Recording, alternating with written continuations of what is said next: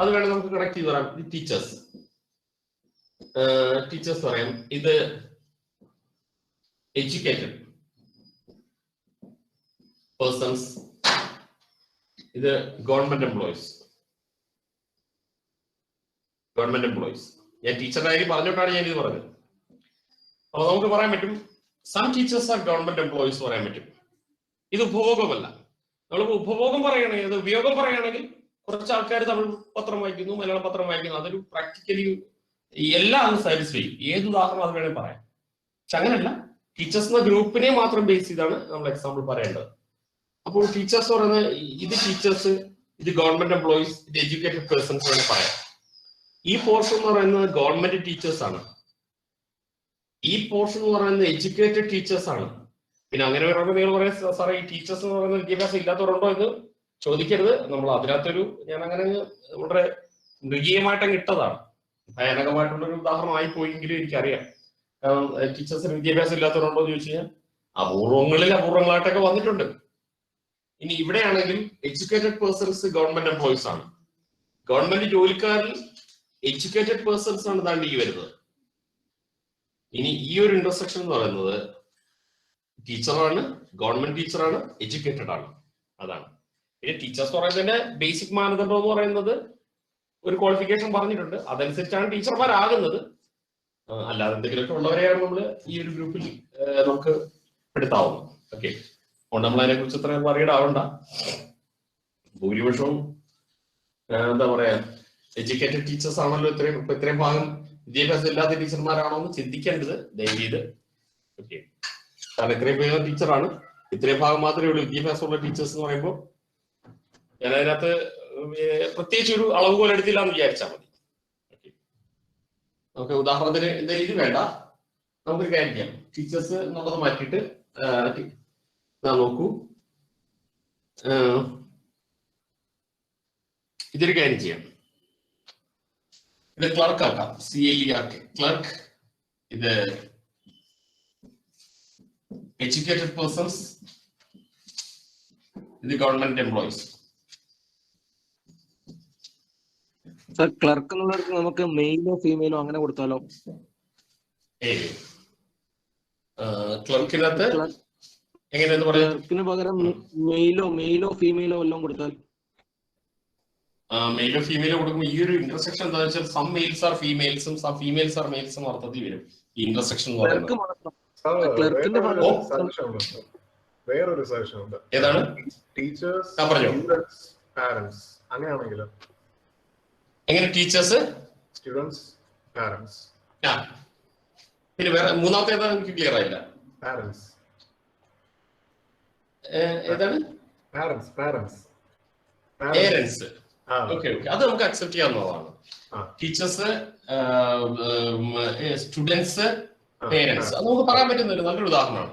Some teachers are students, of course നമുക്ക് accept ചെയ്യാവുന്നൊരു ഇതാണ്. പിന്നെ some teachers are parents, some students are parent ആണ്. അതെ, അത് നമുക്ക് അംഗീകരിക്കാവുന്ന നല്ലൊരു ഉദാഹരണമാണ്. നേരത്തെ തൊട്ടും മെയിലിന്റെ ഫീമെയിലിന്റെ ഒന്ന് ക്ലാരിറ്റി വരുത്തും, ഒന്നുകൂടെ ഒന്ന് പറയാമോ? ഞാൻ ഒന്ന് വെൻഡേഗർ ഒന്ന് വരച്ചു നോക്കട്ടെ.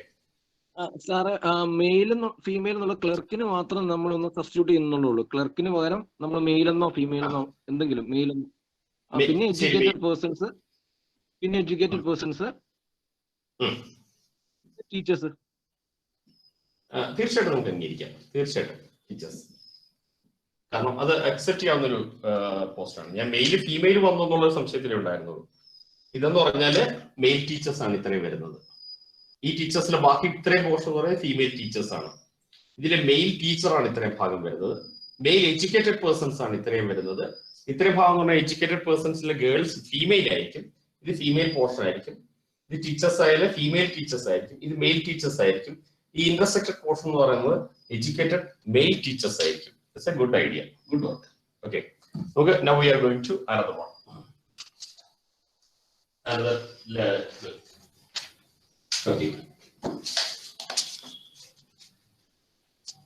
അടുത്ത ക്വസ്റ്റ്യൻ എന്ന് പറയുന്നത് ഇതാണ്.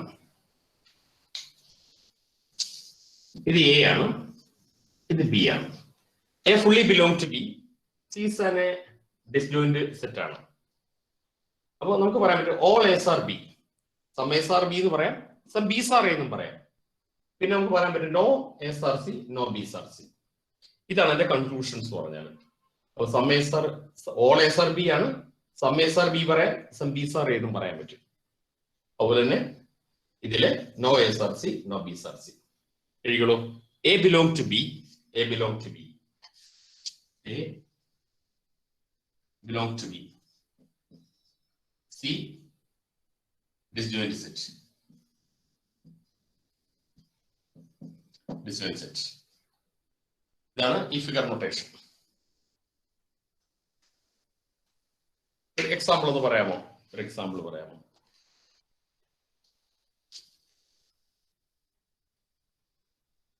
Sir C dog. ഏതാണ് ഇതൊന്ന് പറഞ്ഞു? C dog, C dog. Dog. A teachers, A teachers. ഇത് human beings. B human beings. Human beings. Okay, fine. കാരണം എല്ലാ ടീച്ചേഴ്സും ഹ്യൂമൻ ബീയിങ്സ് ആണ് നമ്മുടെ ഒരു സങ്കല്പമാണ്. പിന്നെ അല്ലാതൊക്കെ ഉള്ള ഒരു ആർഗ്യുമെന്റ് നമുക്ക് എന്തെങ്കിലും സൈദ്ധാന്തികപരമായിട്ട് പ്രകൃതിയിലെ അധ്യാപകരിലെ എന്നൊക്കെ നമുക്കൊരു സൈദ്ധാന്തികപരമായിട്ടുള്ള ഒരു കോൺട്രഡിക്ടറി വരുന്നത്, അല്ലാതെ നമുക്ക് എല്ലാം അംഗീകരിക്കാവുന്നതാണ്. പിന്നെ some teachers, all teachers are human beings. പിന്നെ സം ഹ്യൂമൻസ് ആർ ടീച്ചേഴ്സ് ആണ്. കുറച്ച് പേര് ഇങ്ങോട്ട് പറയാൻ പറ്റും. പിന്നെ തിരിച്ചു പറയാൻ പറ്റും ഡോഗ്സ്. അതിനകത്ത് ടീച്ചർ ഉണ്ടോ ഇല്ലയോ നമുക്ക് അറിയത്തില്ല.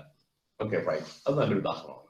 ഓക്കെ, ഞാൻ അതിനകത്ത് ഇത് ശരിയില്ല, കാരണം ഞാൻ വേറെ പറയാൻ പോകുന്ന ഉദാഹരണത്തെക്കാൾ നല്ലത് എനിക്ക് കിട്ടി. Okay, right. അടുത്ത ഒരെണ്ണം കൂടി എഴുതി നമുക്ക് പ്രോബ്ലത്തിലേക്ക് വരാം.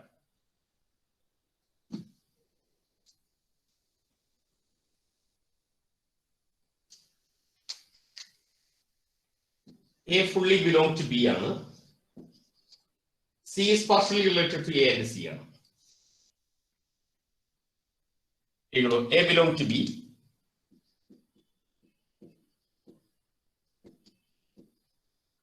C partially related to A and B. നമുക്ക് ഇതിനകത്ത് കൺക്ലൂഷൻസ് ധാരാളം പറയാൻ പറ്റും. All S are B, some S are C, some B's are C, some C's are A, some C's are B. എല്ലാം പറയാം.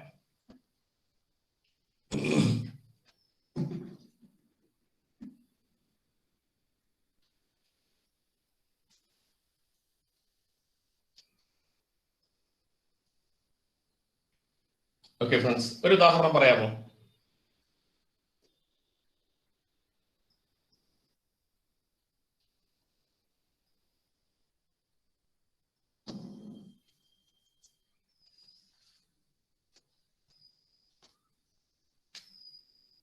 ഇത് നമുക്ക് ഫീമെയിൽ പറയാം, ഇത് ഫീമെയിൽ പറയാം, ബി ഫീമെയിൽ പറയാം, ഇത് മദർ പറയാം,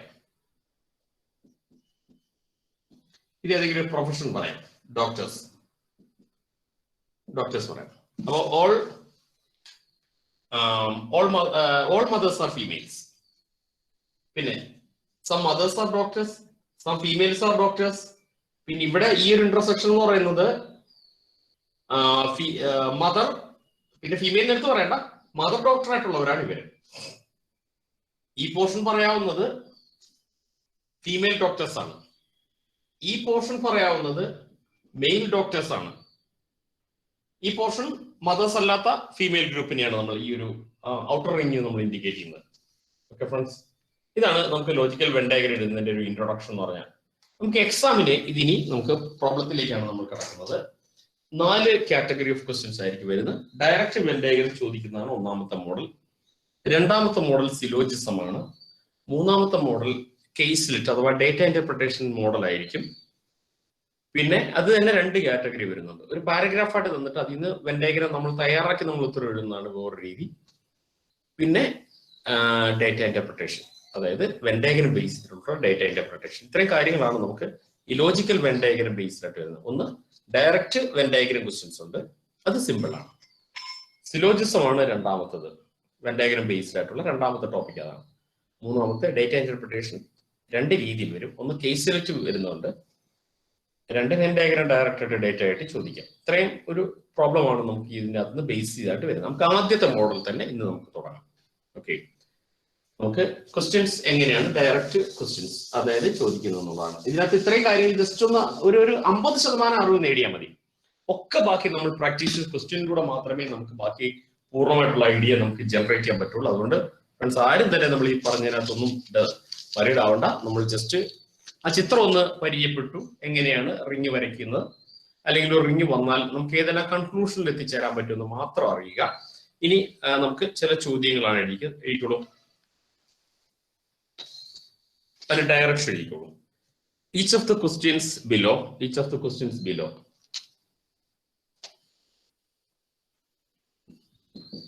questions below contains 3 elements.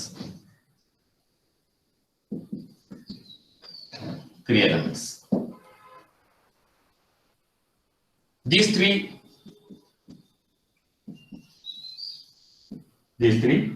elements may or may not have some linkage.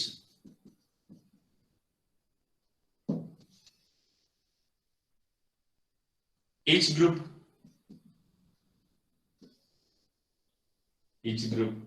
of the elements may fit into one of the diagrams. Okay. Elements at A bracket diagram, B, C, D and E. You have to indicate groups of elements in each of the questions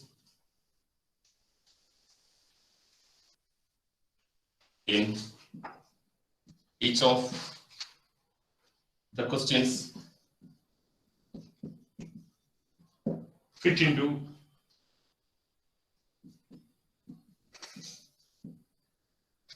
which of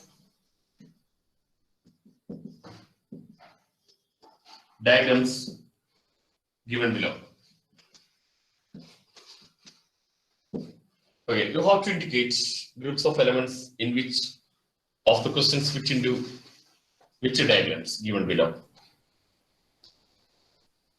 അതിന്റെ direction നമുക്ക് പറഞ്ഞിരിക്കുന്നത് ചില റിങ്ങുകൾ തന്നിട്ടുണ്ട്, പിന്നെ ചില questions രണ്ടാമത് തരുന്നുണ്ട്. ഏതാണ് തന്നിരിക്കുന്ന സ്റ്റേറ്റ്മെന്റിന് ഫിറ്റ് ആയ ഡയഗ്രാം ഏതാണെന്ന് ചൂസ് ചെയ്യാനാണ് പറഞ്ഞിരിക്കുന്നത്. Okay,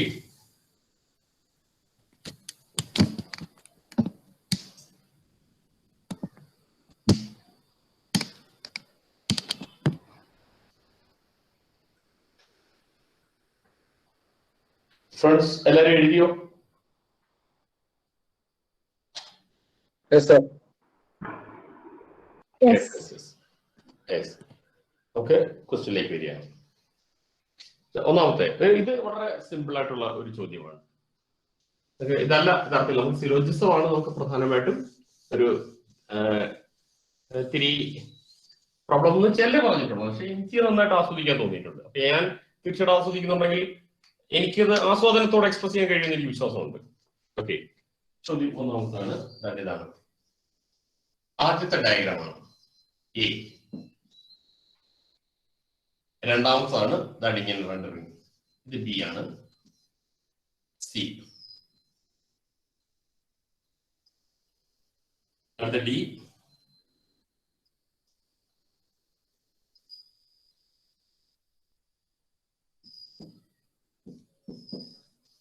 okay. ഈ ഫിഗർ എന്ന് പറയുന്നത് ഇതാണ്.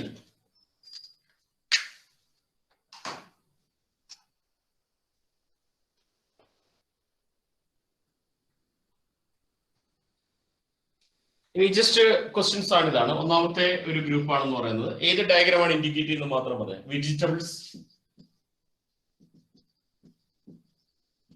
Potato,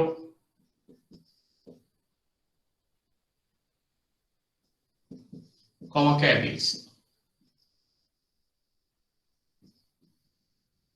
vegetables, potato, cabbage. നമുക്ക് വേണേ പറഞ്ഞു തന്നെ ഒന്ന് പോയാലോ? ഏത് ഡയഗ്രമാണ് ഇതിനകത്ത് ഫിറ്റ് ആവുന്നതെന്ന് പറയാമോ? ഇങ്ങനെ തന്നെ ആയിരിക്കും ചോദ്യം വരുന്നത്. ഡി. കാരണം പൊട്ടറ്റോ ആൻഡ് കാബേജ്, അതെ അതെ അതെ, potato and cabbage are entirely different disjoint groups ആണ്, പക്ഷെ belong to the main diagram vegetables ആണ്. ഇനി രണ്ടാമത്തെ ഡയഗ്രാം വരുന്നത്, രണ്ടാമത്തെ ക്വസ്റ്റ്യൻ വരുന്നത് വീക്ക്, ഡേ, ഇയർ.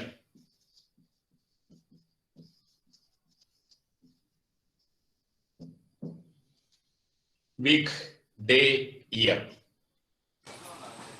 എ ആണോ സർ? എ ആണ്, കറക്റ്റ് ആണ്. അതെ അതെ, അബ്സല്യൂട്ട്ലി കറക്റ്റ്. ഇത് എ ആണ്. കാരണം വീക്ക് എന്ന് പറയുന്ന, ഡേ എന്ന് പറയുന്നതാണ് ഏറ്റവും സ്മോളസ്റ്റ് ഗ്രൂപ്പ്. അത് ബിലോങ് ചെയ്യുന്നത് വീക്കിനുള്ളിലാണ്. കാരണം ഡേ ചേർന്നാണ് വീക്ക്, വീക്കുകൾ ചേർന്നാണ് ഇയറിലേക്ക് പോകുന്നത്. അപ്പോൾ താഴെയും താഴെയും താഴേന്ന് പോകുന്ന ഗ്രൂപ്പ് എല്ലാം തന്നെ എ ആണ് ഇൻഡിക്കേറ്റ് ചെയ്യുന്നത്. ഓക്കെ, അടുത്ത ഇത് ഒന്നാമത്തെ ഓപ്ഷൻ നമുക്ക് ബി ആയിരുന്നു. മൂന്നാമത്തെ ക്വസ്റ്റ്യനിലേക്ക് വരികയാണ്. സിമ്പിൾ ആണ്. നമുക്ക് ഞാൻ ആദ്യം പറഞ്ഞു. Okay, square, rectangle, polygon.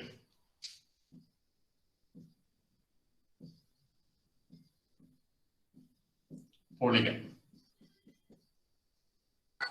Square, rectangle, polygon. അല്ല,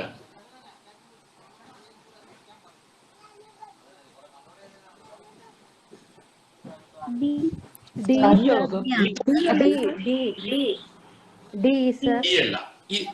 അല്ല, എ ആണ്.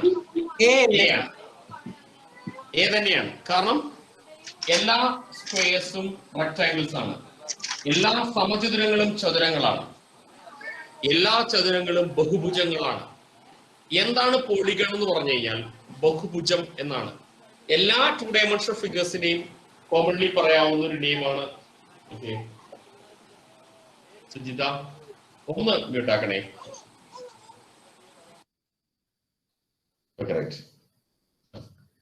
അപ്പോ ഒന്ന് ജസ്റ്റ് നോക്കുക. All squares are rectangles, all rectangles are polygons. Polygon എന്ന് പറഞ്ഞാൽ ബഹുഭുജം എന്നാണ്.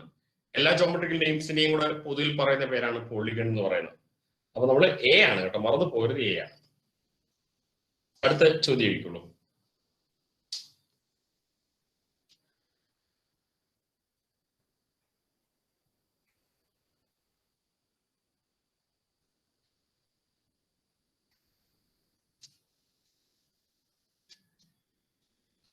ഇതെല്ലാം നമുക്ക് എളുപ്പത്തിൽ പറയാവുന്നതേ ഉള്ളൂ. അതാണ്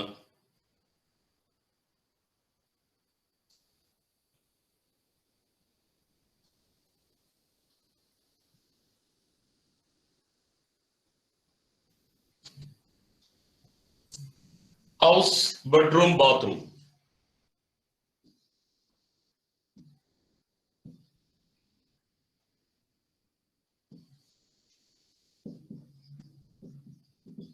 ബി ആണോ? ബി ആണ്. കാരണം ഹൗസിന്റെ ഇൻക്ലൂഡിങ് തന്നെ. അതെ അതെ അതെ. അപ്പൊ ഈ ബാത്ത് അറ്റാച്ച്ഡ് ബെഡ്റൂം വരുമ്പോഴാണെങ്കിലോ അങ്ങനെയൊക്കെ ഉണ്ടാവുമല്ലോ. അന്നേരോ അല്ല, അതായാലും നമുക്ക് കുഴപ്പമൊന്നുമില്ല, ബി തന്നെയാണ്. എന്തായാലും ബാത്റൂം ബെഡ്റൂം രണ്ടും രണ്ട് ഉപയോഗമാണ്. രണ്ട് സ്ഥലത്ത് തന്നെ ഇരിക്കുന്നത്. ഇതിനുള്ള കോമൺ ആയിട്ട് ഉപയോഗം ഉണ്ടെങ്കിൽ മാത്രമേ നമ്മൾ ഈ പറയുന്ന എയിലേക്കൊക്കെ പോകേണ്ടതുള്ളൂ. ഹൗസിന്റെ ഉള്ളിൽ തന്നെയാണ് ഡിസ്ജോയിന്റ് ആയിട്ടുള്ള 2 ഫിഗേഴ്സ് വരുന്നത്. ഓക്കെ ഫ്രണ്ട്സ്, നമുക്ക് ഡയറക്റ്റ് ആയിട്ട് ഈ ഒരു ചോദ്യത്തിനകത്ത് ഇത്ര തന്നെ ഉള്ളൂ. നമുക്ക് ലോജിക്കൽ വെൻ ഡയഗ്രത്തിന്റെ പ്രധാന വെല്ലുവിളി നമ്മൾ ഇതൊന്നും അല്ല, നമുക്ക് സിലോജിസത്തിലേക്ക് പോകുമ്പോഴാണ് നമുക്ക് പ്രധാനമായിട്ട് വരുന്നത്.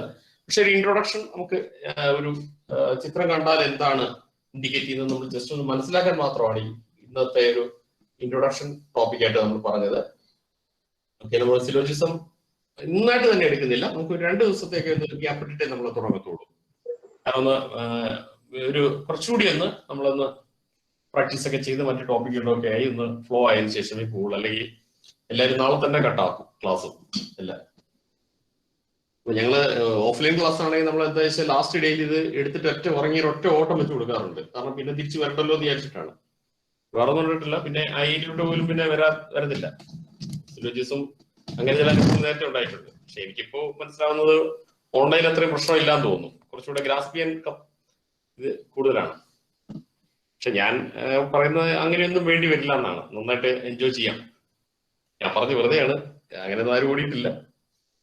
എന്നാലും നമുക്ക് ഒരു കുറച്ചുകൂടി നമുക്കൊന്ന് മാത്സ് ഒന്ന് ഫ്ലോ ആയതിനു ശേഷം നമുക്ക് ഈ വെൻ ഡയഗ്രത്തിന്റെ രണ്ടാം സെക്ഷനിലേക്ക് വരാം. ബേസിക് സെക്ഷൻ ഇത്രയേ ഉള്ളൂ. ചിത്രം കണ്ടാൽ ഏത് ഗ്രൂപ്പിലാണ് ഈ ബിലോങ് ടു എന്ന്, ആ ചിത്രം ഏതിലാണ്, അല്ലെങ്കിൽ ചിത്രം ആദ്യം തന്നിട്ട് ഒരു ഗ്രൂപ്പ് ഓഫ് പിക്ചേഴ്സ് തന്നിട്ട് ക്വസ്റ്റ്യൻ തന്നിരിക്കുന്ന ഏതെങ്കിലും ഡേറ്റ സാറ്റിസ്ഫൈ ചെയ്യുന്ന പിക്ചർ ഏതാണെന്ന് മാത്രമായിരിക്കും അതിനകത്ത് വരുന്നത്. ഓക്കെ ഫ്രണ്ട്സ്, അവിടെ നമുക്കിതൊരു ടോപ്പിക്ക്, നമുക്ക് മാത്സ് ടോപ്പിക്സ് എടുക്കാം.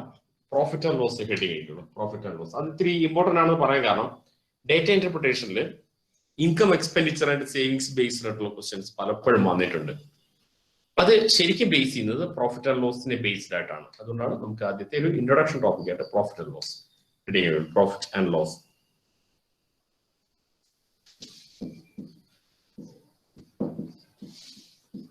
പ്രോഫിറ്റ് ആൻഡ് ലോസ് ഈ ടോപ്പിക്കിൽ 4 കാര്യങ്ങളാണ് പ്രധാനമായിട്ടും പറയുന്നത്. ഒന്ന്, സാധനത്തിന്റെ വാങ്ങിയ വില, ഒരു സാധനത്തിന്റെ വിറ്റ വില, പ്രോഫിറ്റ് അല്ലെങ്കിൽ ലോസ്. ഇതാണ് പ്രധാനപ്പെട്ട ഒരു 4 പോയിന്റ് എന്ന് പറഞ്ഞാൽ. അപ്പോൾ ഒരു സാധനത്തിന്റെ പ്രോഫിറ്റ് എന്ന് പറഞ്ഞാൽ selling price minus cost price ആണ്. ഇനി പ്രോഫിറ്റ് പെർസെന്റേജ് എന്താണെന്ന് ചോദിച്ചാൽ profit value divide by cost price into 100 ആണ്. ഇനി loss means cost price minus selling price ആണ്. ലോസ് പെർസെന്റേജ് വെച്ചാൽ loss divide by cost price into 100 ആണ്. ജസ്റ്റ് ഒന്ന് എഴുതി വെക്കുക എന്ന് മാത്രമേ ഉള്ളൂ, വേറെ നമുക്ക് കാര്യങ്ങളൊന്നുമില്ല.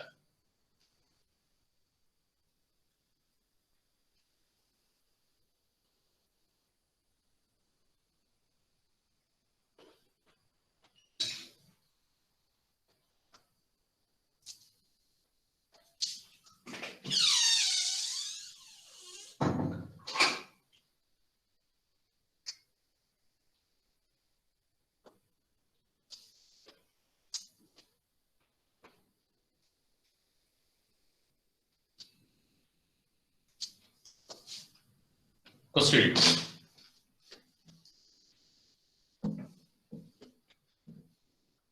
Cost price of an article is 400 and the selling price is 500. Find profit and profit percentage.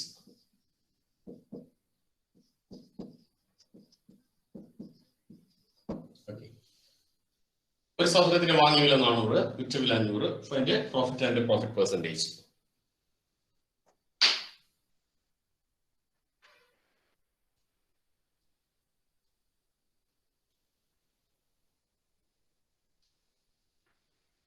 ശ്രദ്ധിക്കൂ, പ്രോഫിറ്റ് എന്ന് പറഞ്ഞാൽ ഇപ്പോ നമുക്ക് ഒരു ഫോർമുല വേണ്ട, നമുക്ക് നടന്ന കാര്യങ്ങളെ കുറിച്ച് ചിന്തിക്കാം.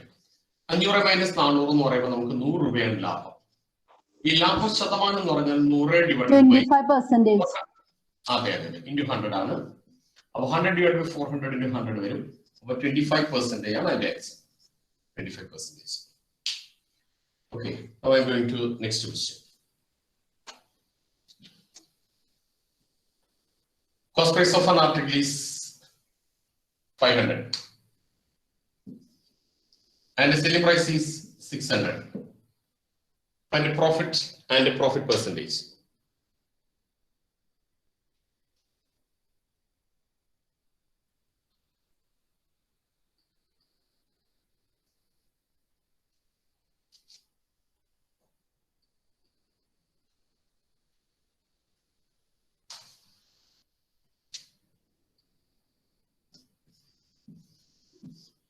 $100 divided by cost price of 500 ആണ് into 100 product ചെയ്യാം. Answer is 20%. 20%. 20%. 20%. അതെ. Next. Cost price of an article is 600 and the selling price is 500. Find loss and loss percentage.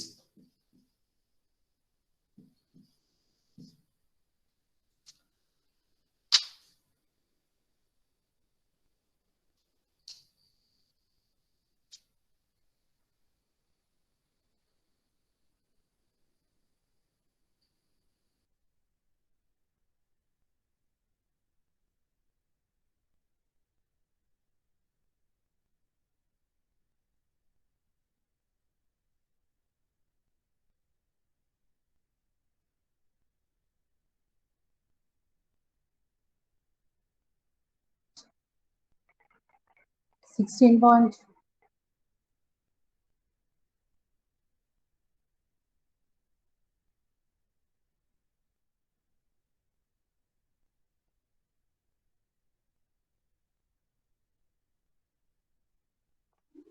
16.6.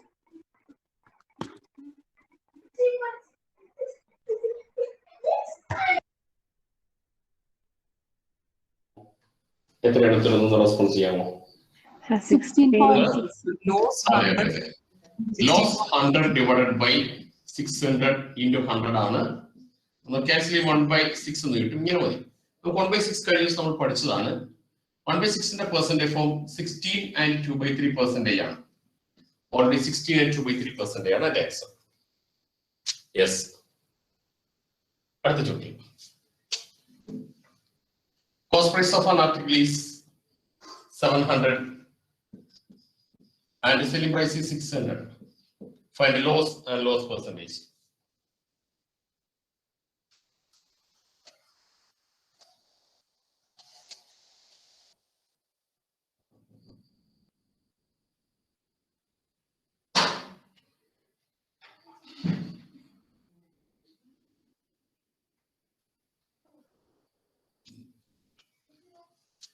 Uh, 14 2/7, sir. Okay. Loss is 100 rupees. 100 divided by 700 into 100 ആണ്. നമ്മൾ ഒരിക്കലും കൂടി 1/7 നമ്മളൊന്ന് capture ചെയ്യാണ്. 1/7 തരം 14 and 2/7% ആണ്. അപ്പൊ നമ്മൾ രണ്ട് കാര്യങ്ങൾ ഇതിപ്പോ മനസ്സിലാക്കി. 1/6 എന്ന് പറയുന്നത് 16 and 2/3% എന്നാണ്. ഒന്നുകൂടെ റിമൈൻഡ് ചെയ്തു. 1/7 ഇനി എവിടെ കണ്ടാലും 14 and 2/7% ആണ് ഉപയോഗിക്കുക. ഓക്കെ, 14 and 2/7% ആണ്. യെസ്. ഇനി രണ്ട് കാര്യങ്ങൾ കൂടി നമ്മളൊരു സ്ട്രക്ചർ എഴുതി ഒന്ന് ചെയ്യണം. നമുക്ക് ഈ പ്രോഫിറ്റ് ആൻഡ് ലോസ് ഒരുപാട് അങ്ങ് ഡീപ്പായിട്ട് പോകണ്ട. നമുക്ക് ജസ്റ്റ് ഡേറ്റ ഇന്റർപ്രിട്ടേഷൻ നമുക്ക് മനസ്സിലാക്കുന്നുണ്ടാവണം. എല്ലാ കാര്യങ്ങളും നമുക്ക് ഒരേ സമയം റിവൈസ് ചെയ്ത് പോകേണ്ടതായിട്ടുണ്ട്. അപ്പൊ ഒരു സാധനത്തിന്റെ വാങ്ങിയില്ല, അതിനാണ് ഞാൻ CP കിട്ടിയിരിക്കുന്നത്. Profit percentage or loss percentage are given. ഒരു സാധനത്തിന്റെ വാങ്ങിയവരോടൊപ്പം ലാഭശതമാനം നഷ്ടശതമാനം ഏതെങ്കിലും തന്നാൽ രണ്ട് കാര്യത്തിൽ നമുക്ക് സെല്ലിംഗ് പ്രൈസ് കാണാം. ഒന്ന് പ്രോഫിറ്റ് ആണെങ്കിൽ 100 ബേസ് ആണ്, 100 plus profit percentage into cost price. അത് ഒന്നാമത്തെ സർക്കംസ്റ്റൻസ് ആണ്. വീണ്ടും സെല്ലിംഗ് പ്രൈസ് ഇസിക്കൽ ടു 100 താഴെയാണ്, 100 minus loss percentage into cost price. തൽക്കാലം നമുക്ക് സ്ട്രക്ചർ ഒന്ന് എഴുതുക. അതിനുശേഷം ഞാൻ എക്സ്പ്ലെയിൻ ചെയ്യുമ്പോഴായിരിക്കും കൂടുതൽ ക്ലാരിറ്റി വരിക.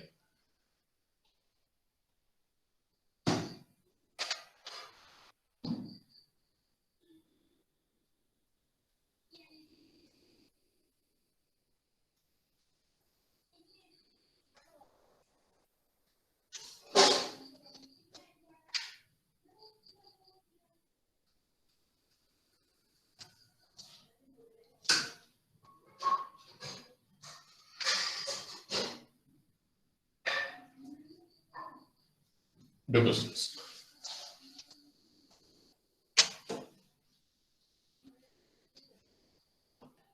Cost price of an article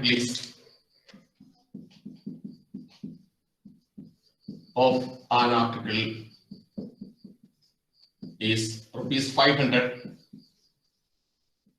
and profit is 30%.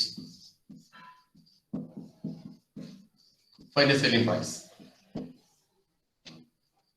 അപ്പോൾ cost price of an article is rupees 500 ആണ്.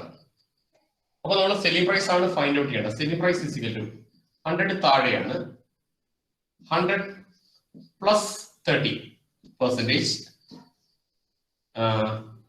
ഇൻറ്റു നമുക്ക് കോസ്റ്റ് പ്രൈസ് 500 ആണ്. അപ്പൊ നമുക്ക് ഇത് 130 ഡിവൈഡഡ് ബൈ 100 ഇൻറ്റു 500 ആണ്. ആൻസർ 650 ആണ് ആൻസർ. ഓക്കെ, അപ്പൊ നമുക്കൊരു ചോദ്യം വരാം. ഇപ്പൊ നേരിട്ട് ഇപ്പോ 500ന്റെ 30% എന്ന് പറയുന്നത് 150% എന്നല്ലേ കുറച്ചുകൂടെ നല്ലതെന്നൊരു ചോദ്യം വരാം. കാരണം 150 വരും. അപ്പൊ 500 പ്ലസ് 150 ആഡ് ചെയ്യുമ്പോൾ നമുക്ക് ഉത്തരം കിട്ടും. കുഴപ്പമൊന്നുമില്ല, ഇങ്ങനെ എഴുതുന്നതും അല്ലാതെ ഈ ഒരു രീതി ചെയ്യുന്നതും തമ്മിൽ യാതൊരു വ്യത്യാസമില്ല. ബേസിക് ക്വസ്റ്റ്യൻ ആയതുകൊണ്ട് തന്നെ ഇങ്ങനെ തന്നെ ചെയ്യണമെന്നോ ഒന്നും, ഇങ്ങനെ ചെയ്യുമ്പോൾ ഒരു ഗുണനമുണ്ട്. ഇങ്ങനെ ചെയ്യുമ്പോൾ ഒരു അഡീഷണലൂടെ പിന്നെ ചെയ്യണമെന്നേ ഉള്ളൂ. ഒറ്റയടിക്ക് തന്നെ 100 പ്ലസ് ഗെയിൻ എടുക്കുക, 30% എടുക്കുക, 100 ബേസ് ആയിരിക്കും. കോസ്റ്റ് പ്രൈസ് കൊണ്ട് പ്രോഡക്റ്റ് ആൻസർ ആയിരിക്കും.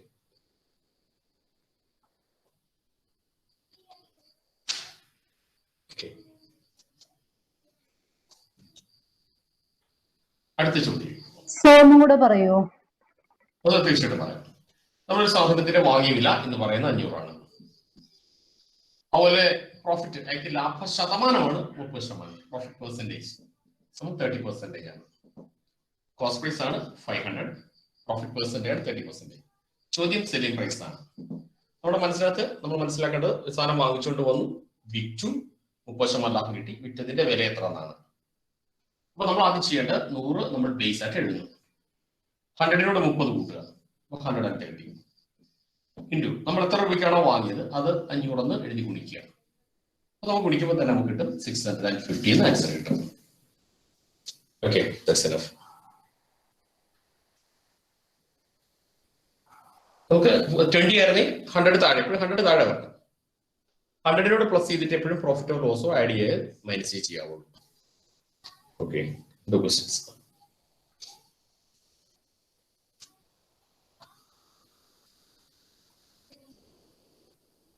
Cost price of an article is ₹600 and the profit is 20% by the selling price.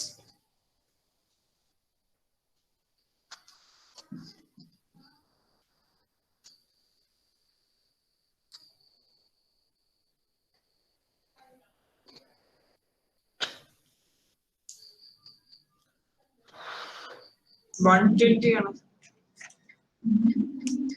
120 അങ്ങനെയല്ല, നമ്മള് 600ന്റെ 20% ആണെങ്കിൽ നമുക്ക് യഥാർത്ഥ ഗെയിൻ മാത്രമേ കിട്ടത്തുള്ളൂ. 600 പ്ലസ് 120 ആഡ് ചെയ്ത് 720 എഴുതിയാലേ നമുക്ക് ഒരു ഫൈനൽ ആൻസർ കിട്ടത്തുള്ളൂ. 720. ആ 720. അത് ഇപ്പൊ 120 എഴുതുകയാണെങ്കിൽ 600 പ്ലസ് ചെയ്യണം. ഞാൻ പറഞ്ഞത് ഇങ്ങനെയല്ല, നമുക്ക് ഈ ഒരു പ്ലസ് ഒഴിവാക്കുന്നതിന്, ആ കൺഫ്യൂഷൻ ഒഴിവാക്കുന്നതിനാണ് ഞാൻ ആദ്യം പറഞ്ഞത് 100 ടേക്ക് ആസ് ദ ബേസ്. അതിനുശേഷം 100 പ്ലസ് ചെയ്ത് 120 എന്ന് എഴുതുക. അതിനെ 600 കൊണ്ട് പ്രോഡക്റ്റ് ചെയ്താണ് നമ്മൾ ഫൈനൽ ആൻസറിലേക്ക് പോകേണ്ടത്. അതാണ് കുറച്ചുകൂടെ ബെറ്റർ വേ എന്ന് പറയുന്നത്. ഓക്കെ, 100 ബേസ് ആണ്, 120 മോഡാണ്, ഇൻറ്റു 600 ചെയ്യാം. ഇപ്പൊ നമുക്ക് ആൻസർ ചെയ്യുമ്പോൾ എന്താണ് അഡ്വാൻറ്റേജ് എന്ന് വെച്ചാൽ വേറെ പ്ലസിംഗ് ഒന്നും വേണ്ട, ഫൈനൽ ആൻസർ ആയി. 126 720 എന്ന് ആൻസർ കിട്ടി. ₹720 be the selling price. Okay.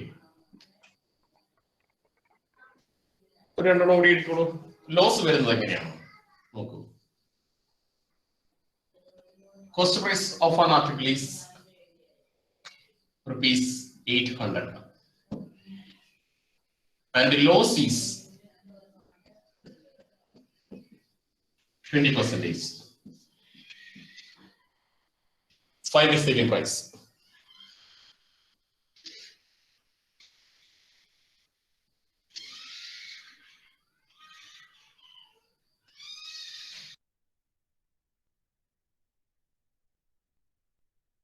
$640, sir.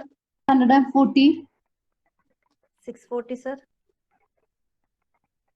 640. 640.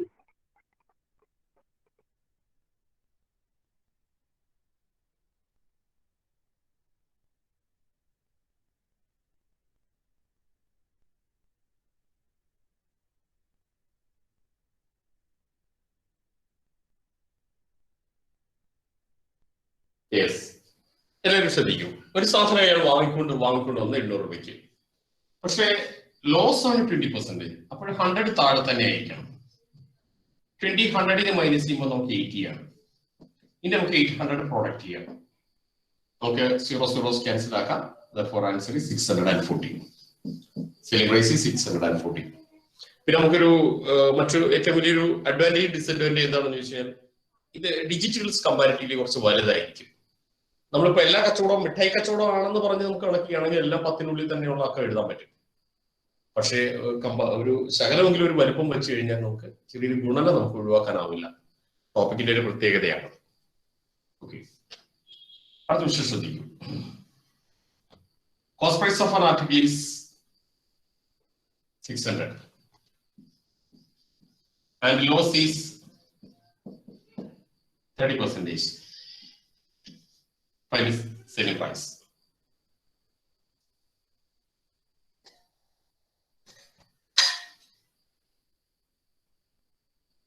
420. 420. 420. നമുക്ക് നോക്കാം. റൈറ്റ്. ലോസ് ആണ്. അപ്പോൾ നമുക്ക് 70 ആണ് ഇവിടെ വരിക. ഇൻറ്റു 70 ഡിവൈഡ് ബൈ 100 ആണ് അടിയിൽ വരിക. ഇൻറ്റു 600 ആയിരിക്കണം പ്രൊഡക്റ്റ് ചെയ്യേണ്ടത്.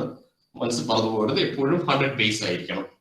0 ഇങ്ങനെ കട്ട് ചെയ്യുന്നു. അപ്പോൾ 420 ആണ് നമ്മുടെ ഫൈനൽ ആൻസർ.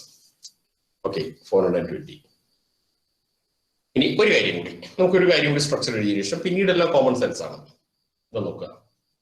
അടുത്ത ഒരു ടൈറ്റിൽ എന്ന് പറയുന്നത് എന്താണ്? ഒരു സാധനത്തിന്റെ selling price, profit percentage or loss percentage are given. ഒരു സാധനത്തിന്റെ സെല്ലിംഗ് പ്രൈസിനോടൊപ്പം പ്രോഫിറ്റ് പെർസെന്റേജ് ലോസ് പെർസെന്റേജ് എന്ന് കഴിഞ്ഞാൽ cost price is equal to 100 മുകളിലാണ് 100 plus profit percentage into selling price. Again, cost price is equal to 100 മുകളിലാണ് 100 minus loss percentage into selling price. ഇതാണ് രണ്ട് ഘട്ടങ്ങൾ. ഒന്ന് പ്രോഫിറ്റ് സെല്ലിംഗ് പ്രൈസിനോടൊപ്പം തരുമ്പോൾ കോസ്റ്റ് പ്രൈസ് കാണുന്നത്, സെല്ലിംഗ് പ്രൈസിനോടൊപ്പം ലോസ് തന്ന് കോസ്റ്റ് പ്രൈസ് കാണുന്നത്. ഇത് രണ്ടാണ് questions.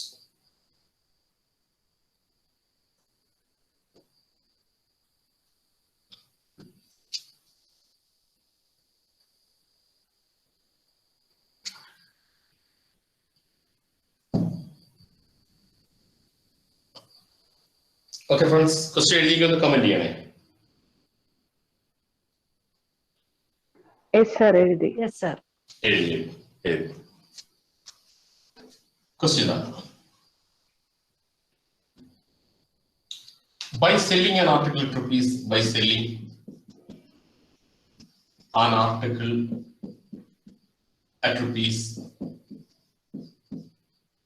480, a man gains 20%. Find the cost price. Find the cost price.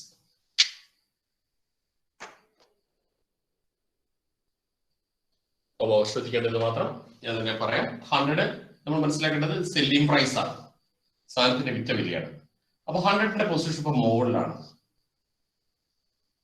100യുടെ gain അതെ കറക്റ്റ് ആണ്. 120 താഴെയാണ്. Into 480. Listen friends, selling price, ഇത് സെല്ലിംഗ് പ്രൈസ് ആയതുകൊണ്ട് തന്നെ നേരെ 100 ആയിരിക്കണം. അവർ തമ്മിലാണ് ഒരു യൂണീക്നെസ് ഉള്ളത്. 400. ഒരു കൺസെപ്റ്റ് അല്ല, പൊസിഷൻ യൂണീക്നെസ് അത്രേ ഉള്ളൂ. അതായത് രണ്ടോടെ ക്യാൻസൽ ചെയ്യുന്നത് ഓട്ടോമാറ്റിക്കൽ 4 ആയിരിക്കും വരും. 400 ആണ്. അതെ 400. 100 മാത്രം നോക്കിയാൽ മതി. സെല്ലിംഗ് പ്രൈസ് ആണ് നേരെ 100. Okay,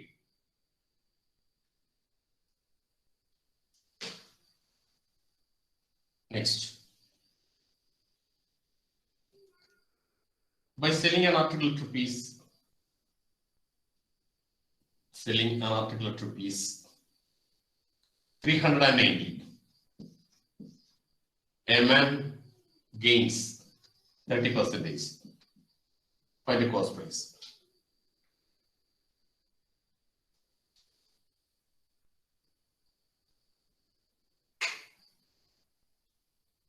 $300, sir. അതെ, 100 മുകളിലാണ്, 120 താഴെയാണ്. ഇൻറ്റു 390 ആണ് മുകളിൽ എഴുതേണ്ടത്. ദെൻ ഒറ്റ കാൽക്കുലേഷനിൽ ഇത് ആൻസർ കിട്ടി. 3 ആണ്. 3 into 100 is equal to answer is 300 ആണ് ആൻസർ. ഇനി ലോസ് ആയാലും സെല്ലിംഗ് പ്രൈസിനോടൊപ്പമാണ് നേരെ തന്നെ 100 ആയിരിക്കും. അടുത്ത ചോദ്യം, by selling an article at rupees, by selling an article at rupees 810, a man loses 10%. Find his cost price.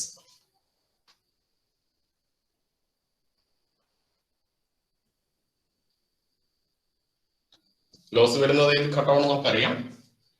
100 മുകളിലാണ്. 900. അതെ, 100 10 മൈനസ് ചെയ്യുമ്പോൾ 90 ആണ് താഴെ. അതെ അതെ, 100 10 മൈനസ് ചെയ്യുമ്പോൾ 90 ആണ് താഴെ. ഇൻറ്റു 810 പ്രൊഡക്റ്റ് ചെയ്യാം. പ്രൊഡക്റ്റ് ചെയ്യുമ്പോൾ 0 0 ഇങ്ങനെ ക്യാൻസൽ ചെയ്യാം. ആൻസർ 9 ആണ് ഇവിടെ വരിക. 9 × 100 is equal to 900 ആണ് അതിന്റെ ആൻസർ. 900 ആണ് answer. Yes, 900. Next,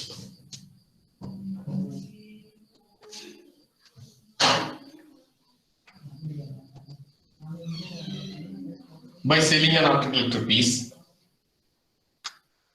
640, a man loses 20% by the cost price.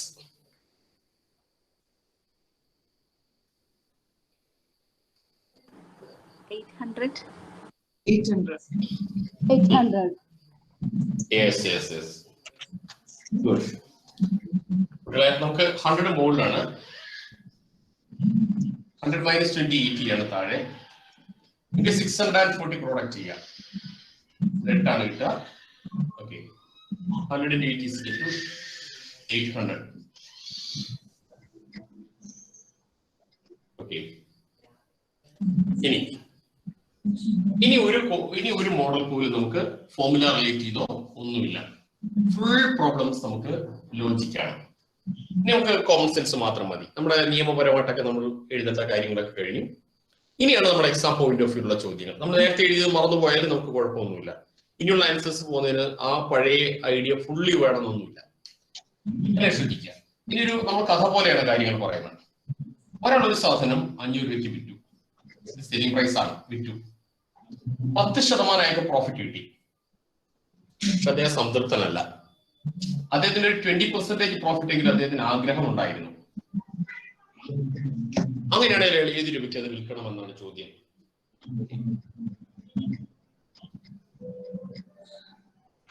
Sivakami ഒന്ന് മ്യൂട്ട് ചെയ്യാൻ ശ്രദ്ധിക്കണേ. ഓക്കെ, ശ്രദ്ധിക്കൂ.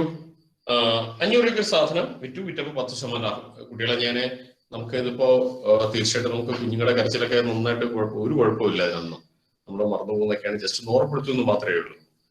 ഇതൊക്കെ സ്വാഭാവികമാണ്, കൊച്ചു കുഞ്ഞുങ്ങളുടെ കരച്ചിൽ. കാരണം ഞാനിപ്പോ ഒരാളെ പോയിട്ട് കൂട്ടിയിട്ടാണ് നിൽക്കുന്നത്.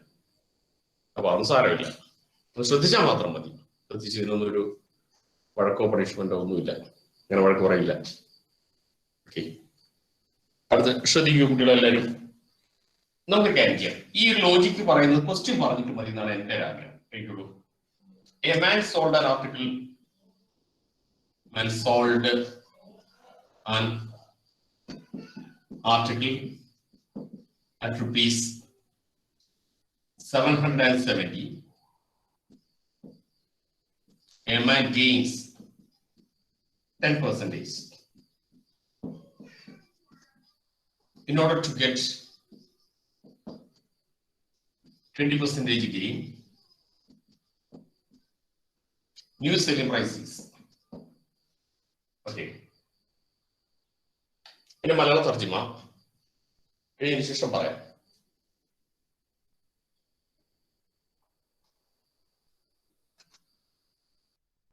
എഴുതി സാർ.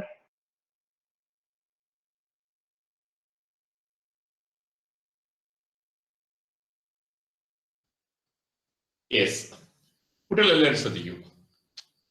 ഒരാളൊരു സാധനം 720 രൂപയ്ക്ക് വിറ്റു, 10% ലാഭം കിട്ടി. ഇനി ഞാൻ പറയട്ടെ, ഇനി നമ്മൾ നേരത്തെ പറഞ്ഞതുപോലുള്ള 100 മേളിൽ വന്നോ 100 താഴെ വീണോ എന്ന് യാതൊരു തരത്തിലുള്ള ഒരു ലോജിക്ക് യാതൊരു തരത്തിലുള്ള ഒരു തിയററ്റിക്കൽ ഒരു അപ്രോച്ച് അല്ല നമ്മൾ ഇനി നടത്തുന്നത്. നടന്ന കാര്യങ്ങളെ കുറിച്ച് കൗതുകരമായി നമ്മൾ ഇനി ഫേസ് ചെയ്യുന്നതാണ്. നമ്മൾ എക്സാം പോയിന്റ് ഓഫ് വ്യൂ എന്ന് പറയുന്ന ആ രീതി മതി. അപ്പൊ 770 രൂപയ്ക്ക് ഒരു സാധനം വിറ്റു.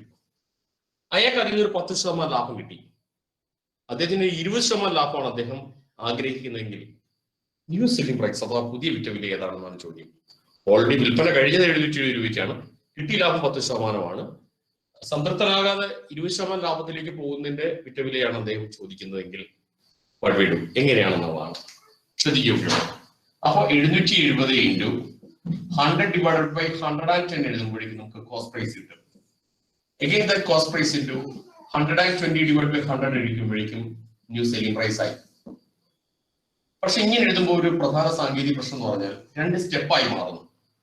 ഈ ഒരു കുഞ്ഞു ചോദ്യത്തിൽ 2 സ്റ്റെപ്പ് എന്ന് പറയുന്നത് അത്ര ഭംഗിയല്ല. ഒരു സിംഗിൾ സ്റ്റെപ്പ് അപ്രോച്ച് എങ്ങനെയാണെന്ന് വെച്ചാൽ ആദ്യം നടന്ന പ്രോഫിറ്റ് എത്രയാണ് നോക്കുക, 10%. അത് 100-നോട് കൂട്ടി താഴെ എഴുതുക. അദ്ദേഹം എക്സ്പെക്ട് ചെയ്യുന്ന ഗെയിൻ ഏതാണോ അതെപ്പോഴും ന്യൂമറേറ്ററിലാണ്. 100-നോട് പ്ലസ് ചെയ്ത് 128 മുകളിൽ എഴുതുക. അതിനുശേഷത്തെ ആദ്യത്തെ സെല്ലിംഗ് പ്രൈസ് ആയ 770 കൊണ്ട് പ്രോഡക്റ്റ് ചെയ്യുക. Automatically converted into new selling price. അപ്പോ ഇങ്ങനെ ചെയ്യുമ്പോൾ ഉണ്ടാകുന്ന ഒരു അഡ്വാൻറ്റേജ് എന്താണെന്ന് വെച്ചാൽ, 1, 2 സ്റ്റെപ്പ് എന്നുള്ളത് നമ്മൾ ഒഴിവാകുന്നു.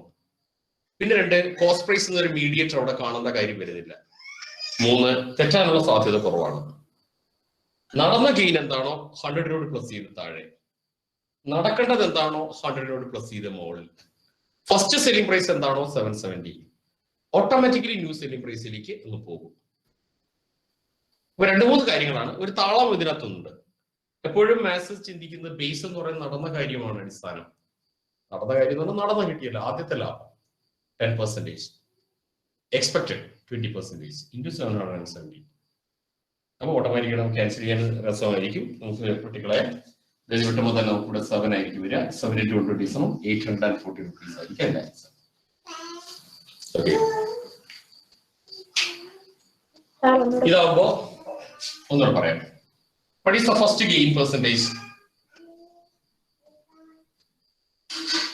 ആദ്യം സംഭവിച്ച ഗെയിൻ എത്ര പെർസെന്റേജ് ആയിരുന്നു? 10%. 10%. 100-നോട് അത് പ്ലസ് ചെയ്ത് താഴെ എഴുതുക.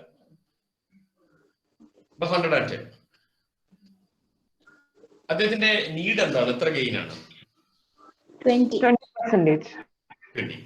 100-നോട് പ്ലസ് ചെയ്ത് 120 അതിന്റെ മുകളിൽ എഴുതുക.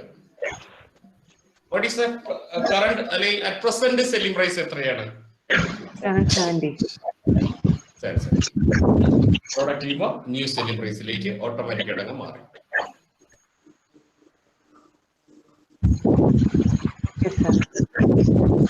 എന്തെങ്കിലും ഒന്ന് റെസ്പോൺസ് ചെയ്യൂ. Okay sir.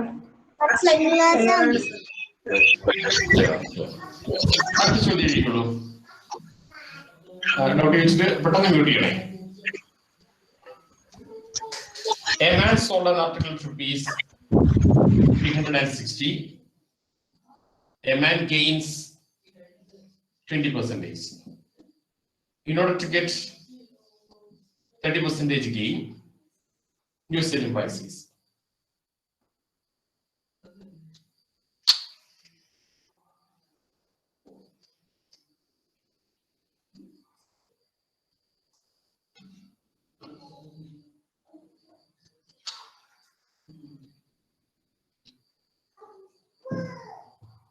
സർ 390 ആണോ?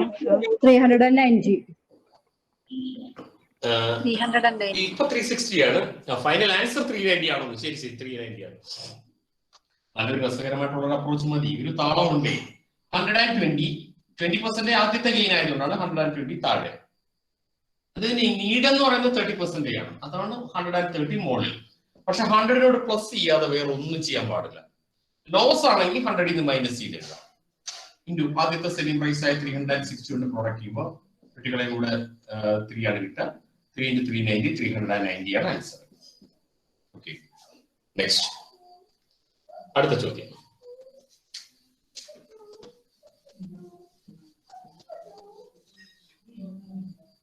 A man sold an article at rupees 540, a man losses 10%. In order to get 20% gain, new selling prices.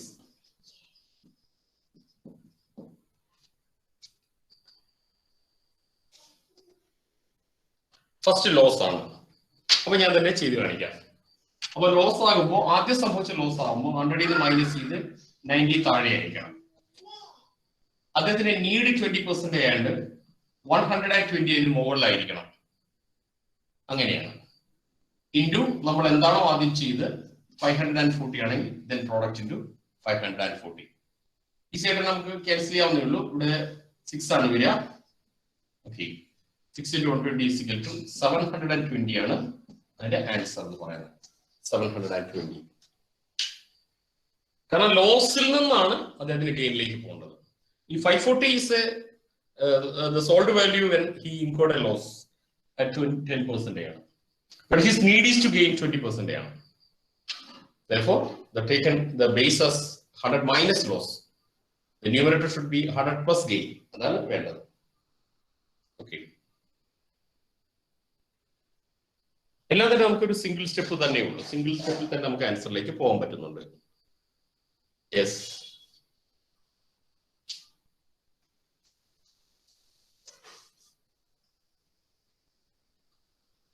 അടുത്ത ചോദ്യം.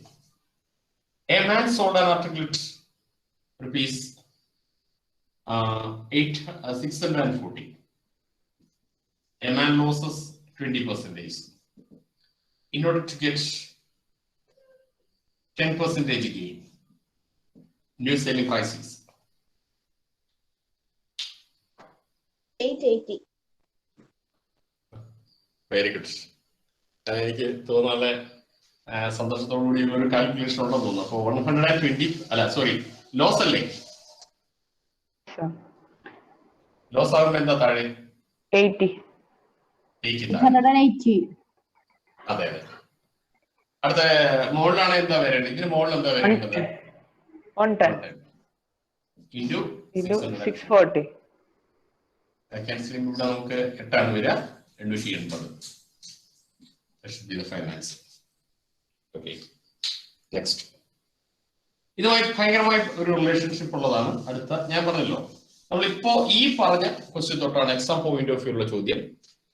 അത് നമ്മൾ പറയുമ്പോൾ നമ്മൾ നേരത്തെ എഴുതിയ റൂള് നമുക്കൊരു അലങ്കാരം മാത്രമേ ആവുന്നുള്ളൂ. നമ്മൾ ആധികാരികത എന്ന് പറഞ്ഞാൽ നമ്മുടെ ലോജിക്ക് മാത്രമാണ്. ഓക്കെ, അടുത്ത ചോദ്യം ഇതുമായിട്ട് വളരെ ലിങ്ക്ഡ് ആണ്. A man sold 13 toffees. പറഞ്ഞു എന്തോ റെസ്പോൺസ് ചെയ്ത് പറഞ്ഞു. Yes,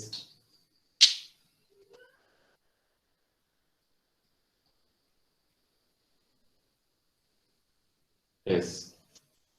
A man sold 13 toffees, TOFFIES, toffees for ₹1.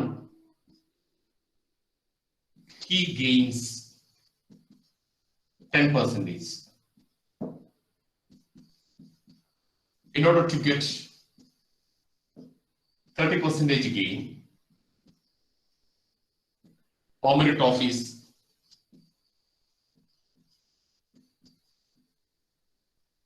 sold for ₹1?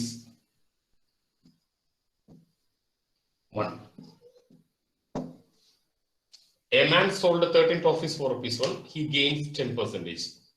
In order to get 30% gain, how many toffees sold for ₹1? In മലയാള തർജ്ജിമ, ഒരാള് ₹1 13 മിഠായി വിറ്റപ്പോൾ 10% ലാഭം കിട്ടി. 30% ലാഭം കിട്ടാൻ ₹1 എത്ര മിഠായി വിൽക്കണം എന്നാണ് ചോദ്യം. A man sold 13 toffees for ₹1. He gains 10%. In order to get 30% gain, how many toffees sold for ₹1? ഇതാണ് ചോദ്യം. അപ്പോ എങ്ങനെയാണ് ഇതിന്റെ ആൻസറിലേക്ക് പോകുന്നത് നോക്കുക. അപ്പോൾ നമ്മൾ യഥാർത്ഥത്തിൽ പെട്ടെന്ന് ഒരു കാര്യം, ഒരു മിഠായിയുടെ കോസ്റ്റ് പ്രൈസ് ഒക്കെ കാണണം. ഞാൻ അതിലേക്ക് പോകണില്ല, എനിക്ക് തോന്നുന്നു അങ്ങനെ പറഞ്ഞിട്ട് ഞാൻ ഷോർട്ട് കട്ടിലേക്ക് വരുമ്പോൾ സങ്കീർണത കൂടുക തന്നെയാണ് ചെയ്യുന്നത്. അപ്പൊ നമ്മളിവിടെ മനസ്സിലാക്കേണ്ട ഒറ്റ കാര്യം മാത്രം, ഫസ്റ്റ് ഗെയിൻ എന്താണ്, അഥവാ ആദ്യം സംഭവിച്ച ഗെയിൻ എത്ര പെർസെന്റ് ആണ് പറയാമോ? 10%. അതെ, അയാളുടെ നീഡ് എത്ര പെർസെന്റേജ് ആണ്? 30%. അപ്പൊ ആദ്യം തന്നെ 100നോട് അദ്ദേഹത്തിന്റെ നടന്ന കാര്യം കൂട്ടുക, 110 താഴെ. അദ്ദേഹത്തിന്റെ നീഡ് എന്ന് വെച്ചാൽ 30% ആണ്. അപ്പൊ 130 മുകളിലാണ്. ഇൻറ്റു ₹1 13 മിഠായിയാണ് ആദ്യം കൊടുത്തതെങ്കിൽ ഇൻറ്റു 1/13 എന്ന് ഗുണിക്കുക. ₹2 13 മിഠായി കൊടുത്താൽ 2/13 ആയിരിക്കണം ഗുണിക്കേണ്ടത്. എത്രയാണോ രൂപ അത് മുകളിലും, എത്ര മിഠായിയാണോ കൊടുത്തത് 11. ഇനി നമ്മൾ കാൽക്കുലേറ്റ് ചെയ്യാം. 0 zeros വെട്ടാം, 13 വെട്ടാം. അതിനെ സിംപ്ലിഫൈ ചെയ്യുമ്പോൾ 1/11 കിട്ടും. അതിനർത്ഥം 11 ടോഫീസ് 4 rupees 1. അതാണ് ഉത്തരം. 1 രൂപയ്ക്ക് 11 മിഠായിയാണ് അയാളിപ്പോ കൊടുക്കുന്നത്. സാറേ ലാസ്റ്റത്തെ കാണുന്നില്ല സാറേ, ഒന്ന് മേളിലേക്ക്. ശരി. ഓക്കെ, അപ്പോ നിലവിലുള്ള ഗെയിൻ 10% 100 കൊണ്ട് 10 കുട്ടി താഴെ എഴുതുക. അയാളുടെ നീഡ് 30% ആണ്. 100 കൊണ്ട് 30 പ്ലസ് ചെയ്ത് മോളിൽ എഴുതുക. 1 രൂപയ്ക്ക് 13 മിഠായി നിലവിൽ കൊടുത്തത് കൊണ്ട് ഇൻറ്റു 1/13 എന്ന് എഴുതുക. സിംപ്ലിഫൈ ചെയ്യുമ്പോൾ ഇങ്ങനെ നമുക്ക് ക്യാൻസൽ ചെയ്യാം. 1/11 ഈസ് ഈക്വൽ ടു, നമുക്ക് സിംപ്ലിഫൈ ചെയ്യുമ്പോൾ 1/11 എന്നാണ് കിട്ടുക. ദാറ്റ് മീൻസ് rupees 11 ടോഫീസ് ആണ് അയാൾക്ക് കൊടുക്കേണ്ടത്. ഈ ഒരു കാര്യം നമുക്ക് ഗ്യാരണ്ടീഡ് ആണെന്ന് പറയാൻ കാരണം ഇത് ഡെസിമലിലൊന്നും വരത്തില്ല ഉത്തരം. കാരണം 1/2.7 എന്നൊക്കെ പറഞ്ഞ് ഉത്തരം കിട്ടുകയാണെങ്കിൽ അതിന്റെ അർത്ഥം ഇയാൾ 1 രൂപയ്ക്ക് 2.7 മിഠായി കൊടുക്കണം എന്നൊക്കെയാണ്. ഈ 2.7 മിഠായി ഈ ഒരു കടക്കാരൻ എങ്ങനെയാണ് കൊടുക്കുന്നത്? 2 മിഠായി കൊടുത്തിട്ട് ഇയാൾ ഒന്ന് കടിച്ചു പറിച്ചു കൊടുക്കും. ബാക്കി 0.7 മിഠായി എങ്ങനെയാണ് കൊടുക്കാൻ പറ്റുക? ഒന്നുകിൽ 2 മിഠായി അല്ലെങ്കിൽ 3 മിഠായി. അപ്പോൾ കൃത്യമായ എണ്ണം കിട്ടും. മാത്രമല്ല 1 രൂപയ്ക്ക് 13 മിഠായി എന്ന് പറയുന്നത് ഒരു കണക്കെന്ന് പറഞ്ഞപ്പോൾ എനിക്ക് 13 എന്ന് പറയേണ്ടി വന്നു. അല്ലാതെ ജീരക മിഠായി പോലും 1 രൂപയ്ക്ക് 13 കൊടുക്കാൻ പറ്റത്തില്ല ഇപ്പോൾ. അതുകൊണ്ട് തന്നെ ഈ സാധനം 13 പോലും വലുത് നമ്പരാണ്. അപ്പൊ ചെറിയ നമ്പറുകൾ തന്നെ ഈ ചോദ്യത്തിനകത്ത് വരത്തുള്ളൂ. പിന്നെ വെട്ടിക്കളയാൻ നല്ല സുഖമാണ്. കാരണം ഹോൾ നമ്പർ കിട്ടിയേ പറ്റത്തുള്ളൂ. ഇപ്പോ നമ്മളിപ്പോ 5നും 6 പഠിക്കുന്ന കൂട്ടുകാരാണ് അങ്ങോട്ടും ഇങ്ങോട്ടൊക്കെ തേൻമിഠായിയൊക്കെ ഒരെണ്ണം വാങ്ങിച്ചിട്ട് കടിച്ചു കുറച്ചൊക്കെ എന്റെ ബാല്യകാലങ്ങളിലൊക്കെ ഞങ്ങൾ കൂട്ടുകാരൊക്കെ തിന്നിട്ടുണ്ട്. ഇപ്പൊ പിന്നെ ആണെങ്കിൽ എല്ലാ കുട്ടികളും മൊബൈലാണ് കടിച്ചു പറിക്കുന്നത്. അതുകൊണ്ട് പിന്നെ മിഠായി ഒന്നും കടിച്ചു പറിക്കൊന്നുമില്ല. അതെന്തായാലും ഒരു ഭാഗ്യം തന്നെ. പക്ഷെ ബാല്യകാലങ്ങളിൽ എന്റെ കൂട്ടുകാർ എന്റെ ഹോംവർക്ക് മൊത്തം എഴുതി തേൻമിഠായിയുടെ ബലത്തിലാണ്. ഓക്കെ, പലപ്പോഴും ഈ സർക്കാർ സ്കൂളിൽ പഠിക്കുന്നതുകൊണ്ട് സർക്കാർ സ്കൂളിന്റെ ഫ്രണ്ടിൽ ഈ മിഠായി കച്ചവടം നടത്തുന്ന ആള് തന്നെയായിരിക്കും മിക്കവാറും എല്ലാ കുട്ടികളെ ഹോംവർക്ക് എഴുതുന്നത്. വേറെ ഇയാൾ വേറെ മിഠായി വാങ്ങിച്ചു കൊടുക്കുക, ഇയാളുടെ കടയിൽ മിഠായി വാങ്ങിക്കണം എന്നുള്ളതാണ് അതിന്റെ കോമ്പൻസേഷൻ എന്ന് പറയുന്നത്. ഓക്കെ, എനിവേ ഇതൊക്കെ നമ്മുടെ തേൻമിഠായിയുടെ ചരിത്രങ്ങളാണ്. അപ്പോൾ ഈ ഒരു ടോപ്പിക്കിനകത്ത് ഏറ്റവും വലിയ അഡ്വാൻറ്റേജ് ഫുള്ളി കാൽക്കുലേറ്റഡ് ആണ്. ആൻസർ വളരെ അട്രാക്റ്റീവ് ആണ്. ഡെസിമൽ വരത്തില്ല, വലിയ നമ്പറുകൾ ഇല്ല. എന്നാൽ ഇത് തൊട്ടും എഴുതിയ ക്വസ്റ്റ്യനകത്താണെങ്കിൽ ഇത്ര രൂപയ്ക്ക് വിറ്റു, പിന്നെ വില തന്നെ 2ാമത് കിട്ടുന്നു. അതൊക്കെ ഒരു ശകലം വലുതായിരിക്കും. ഇവിടെ പിന്നെ അങ്ങനെ പറയാൻ പറ്റില്ല. ചിലപ്പോൾ വേണമെങ്കിൽ അതിനകത്ത് ഡെസിമലും വരാം. ഇവിടെ പിന്നെ ഒരു കാരണവശാലും വരത്തില്ല. ഓക്കെ, വരില്ല എന്ന് പറയാൻ കാരണം സാങ്കേതികമായിട്ട് ഇങ്ങനെയാണ് പറയുന്നതിന്റെ ഒരു ലോജിക്ക് അത്രയേ ഉള്ളൂ. അത്ര ഓക്കെ, റൈറ്റ്. മനസ്സിലാക്കിയിട്ട് അടുത്തേക്ക് പോകാം.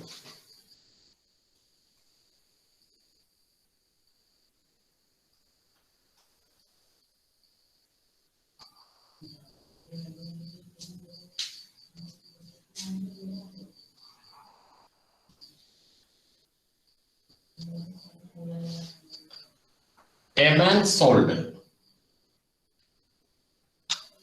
14 toffees for rupees 1. He gains 20%. In order to get 40% gain, how many toffees sold for rupees 1?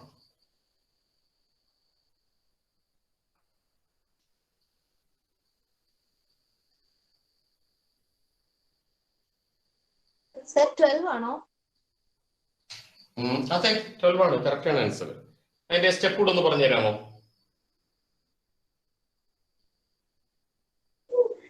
Sir ആദ്യത്തെ ഗെയിൻ എന്ന് പറയുന്നത് 20, അതിന്റെ കൂടെ 100 പ്ലസ് ചെയ്ത് ഡിനോമിനേറ്ററിൽ വരണം.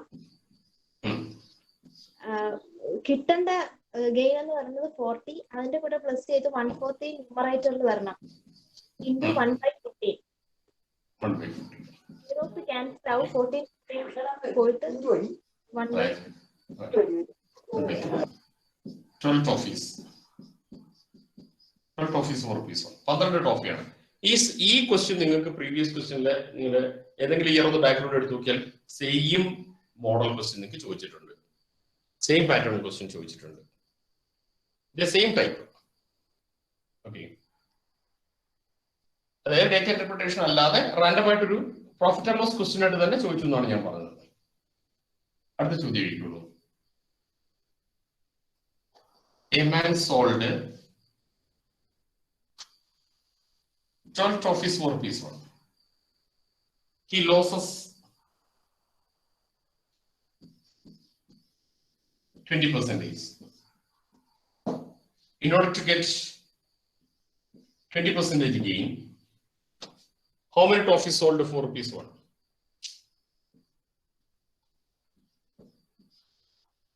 A man sold 12 trophies for rupees 1. He loses 20%. In order to get 20% gain, how many trophies sold for rupees 1?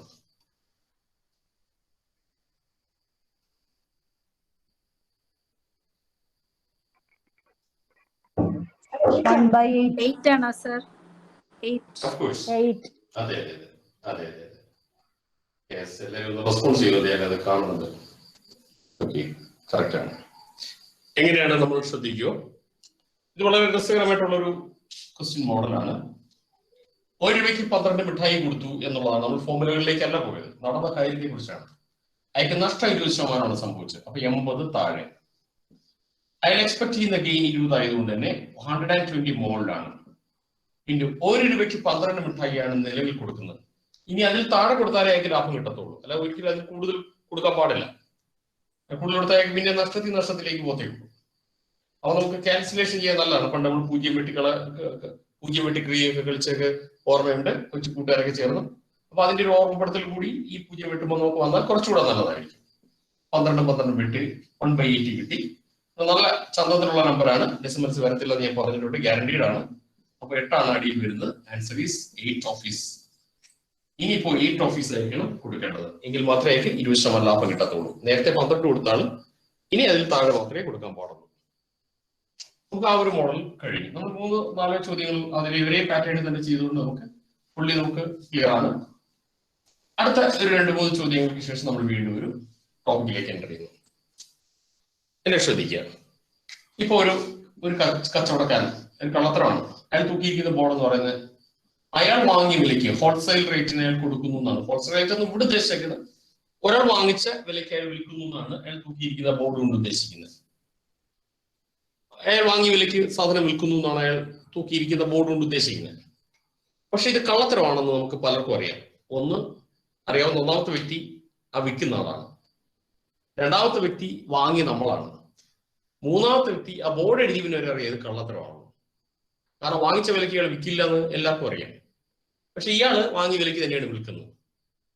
പക്ഷേ ഇയാൾ എന്താ ചെയ്യുന്നതെന്ന് ചോദിച്ചാൽ, കസ്റ്റമേഴ്സ് 700 ഗ്രാം ചോദിച്ചാൽ 600 ഗ്രാമേ കൊടുക്കുള്ളൂ. അപ്പൊ വെട്ടിപ്പ് നടത്തുന്നുണ്ട് ഇയാൾ, അളവിൽ വെട്ടിപ്പ് നടത്തുന്നുണ്ട്. ആ ചങ്ങാതിയാണ് ഈ തൂക്കിയിരിക്കുന്ന ബോർഡ്. ഇപ്പൊ കച്ചവടങ്ങൾ നമ്മൾ പലപ്പോഴും കാണാറുണ്ട്. ഓണത്തിനൊക്കെ ആകുമ്പോൾ അത് കാണാറുണ്ട്. കൊടക്കടയുടെ ഫ്രണ്ടിൽ 100% കിഴിവെന്നൊക്കെ എഴുതി വെക്കും. കൊട ചോദിച്ചാൽ കമ്പിയെ കൊടുക്കും, കാരണം തുണി മൊത്തം കിഴിഞ്ഞിരിക്കുന്നതായിട്ടാണ് അങ്ങനെയൊക്കെ സംഭവിക്കുന്നത്. മാത്രമല്ല ഇതിലൊക്കെ തന്നെയും കള്ളത്തരങ്ങൾ ധാരാളം വരുന്നുണ്ട്. കച്ചവടം എന്ന് പറയുന്നതിനകത്ത് എന്നെ കുറെയൊക്കെ വരുന്നുണ്ട്, കുറെ നല്ല ആൾക്കാരുണ്ട്. അപ്പൊ ഇതാണ് നമ്മുടെ മുന്നിലുള്ള കഥാപാത്രം. ഇപ്പോൾ ഒരു കഥ പോലെ പറഞ്ഞതേ ഉള്ളൂ, പക്ഷെ കഥയല്ലിത്.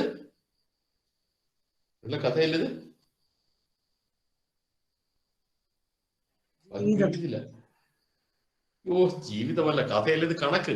ജീവിതമൊന്നും ഞാൻ ഉദ്ദേശിച്ചിട്ടില്ല. കഥയല്ലിത് കണക്കെന്നാ ഞാൻ ഉദ്ദേശിച്ചത്. ഓക്കെ, ശരി. അപ്പൊ കുട്ടികളെ, ഇവിടെ ചോദ്യം ഇത്രയേ ഉള്ളൂ. ഒരാൾ വാങ്ങിയ വിലയ്ക്ക് സാധനം വിൽക്കുന്നു, അളവിൽ വെട്ടിപ്പ് നടത്തുന്നു. 700 ഗ്രാം കൊടുക്കേണ്ടടുത്ത് 600 ഗ്രാം കൊടുക്കുന്നു. എന്റെ ചോദ്യം ഇതാണ്, ഈ കച്ചവടക്കാരന് എത്ര ശതമാനം ലാഭം കിട്ടിയെന്നാണ് ചോദ്യം. What is a profit percentage received by the seller ആണ്. കച്ചവടക്കാരന്റെ ലാഭശതമാനം എത്ര എന്നാണ് ചോദ്യം. ഇയാൾ വാങ്ങിയ വിലയ്ക്ക് തന്നെ സാധനം വിൽക്കുന്നു, പക്ഷെ 700 ഗ്രാമിന് വരെ 600 ഗ്രാമേ കൊടുക്കുന്നുള്ളൂ. അപ്പൊ ഫ്രണ്ട്സ്, കഥാപാത്രങ്ങളൊക്കെ നമ്മുടെ കൺമുന്നിലുള്ളവരാണ്. അതുകൊണ്ട് നമുക്ക് ക്വസ്റ്റ്യൻ മനസ്സിലാക്കാൻ പ്രയാസമില്ല. ഇനി ഉത്തരം എഴുതുന്ന എങ്ങനെയാണെന്ന് നോക്കാം. ഇയാൾ വെട്ടിപ്പ് നടത്തിയ അളവ് എത്ര എഴുതുക, 100 എഴുതുക. ഈ 2 അളവുകളിൽ അയാൾ കസ്റ്റമറിന് കൊടുത്ത ഒരളവുണ്ടാവും. അപ്പൊ വിലയാണ് എപ്പോഴും പറയുന്നതെങ്കിൽ, അല്ലെ അടിസ്ഥാനപ്പെടുത്തുകയാണെങ്കിൽ, കോസ്റ്റ് പ്രൈസ് ആണ് ബേസ് എങ്കിൽ, അളവാണ് നമ്മുടെ ക്വസ്റ്റ്യൻ തരുന്ന ഡേറ്റ എങ്കിൽ, കസ്റ്റമറിന് കൊടുത്ത അളവ് എത്രയാണോ അതാണ് ഡിനോമിനേറ്റർ. 100 ഡിവൈഡ് ബൈ 600 ഇൻറ്റു 100 ആണ് ആ കച്ചവടക്കാരന്റെ പ്രോഫിറ്റ് എന്ന് പറയുന്നത്. അതായത് 16.3% the gain percentage of seller. ഇതാണ് അയാളുടെ ഉത്തരം. ഓക്കെ, ഒന്നുകൂടെ പറയട്ടെ. ഇനി ക്വസ്റ്റ്യൻ കൂടെ പറയാം, ബാക്കി ഏതെന്ന് മതി.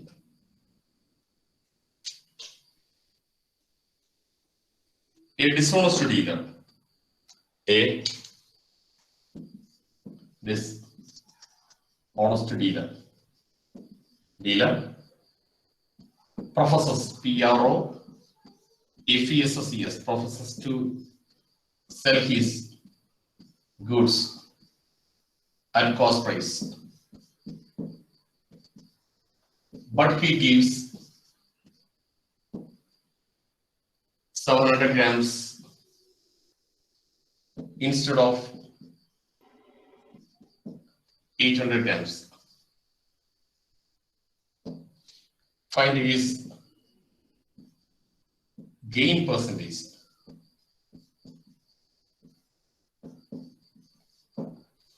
A dishonest dealer professes to sell his goods at cost price, but he gives 700 grams instead of 800 grams. Find his gain percentage. ഒരു കള്ളക്കച്ചവടക്കാരൻ അയാൾ പ്രഖ്യാപിക്കുകയാണ് sell his goods at cost price. അയാൾ വാങ്ങിയ വിലയ്ക്ക് വിൽക്കുക എന്നാണ് അയാൾ പ്രഖ്യാപിക്കുന്നത്. അനൗൺസ്ഡ് എന്നാണ് പ്രൊഫസർ മീൻസ്. എന്നാൽ അയാൾ നൽകുന്നത് 700 grams instead of 800 grams. Find the gain percentage. Find his gain percentage. Listen friends, നമ്മൾ ആദ്യം ചെയ്യേണ്ടത് 700 800 ഡിഫറൻസ് 100 grams. ഇനി he gives എത്ര നൽകി? 700 നൽകിയുള്ളൂ. എത്ര നൽകേണ്ടടുത്ത്? 800. അപ്പൊ ആ ഡിഫറൻസ് ആണ് നമ്മൾ 100 എന്ന് എഴുതിയിരിക്കുന്നത്. ഇനി അളവാണ് ഇവിടുത്തെ അളവ് പോലും, അഥവാ ഡേറ്റ, ഗീവൺ ഡേറ്റ ക്വാണ്ടിറ്റിയാണ്. അപ്പൊ സെല്ലിംഗ് ക്വാണ്ടിറ്റി അഥവാ കസ്റ്റമറിന് നൽകിയ അളവ് ഏതാണ് നോക്കുക. അത് 700 ആണ്. ഇതിനെയാണ് നമ്മൾ 100 കൊണ്ട് പ്രൊഡക്റ്റ് ചെയ്യേണ്ടത്. Therefore നമുക്ക് ഇങ്ങനെയാണ് കിട്ടുന്നത്. 1/7 നമ്മൾ വീണ്ടും കാണുന്നു. Answer is 14 and 2/7%. ഒറ്റ സ്റ്റെപ്പേ ഉള്ളൂ, വലിയ വിശാലമായ സ്റ്റെപ്പോ സ്ട്രാറ്റജീസോ ഒന്നുമില്ല, അത്രമാത്രം.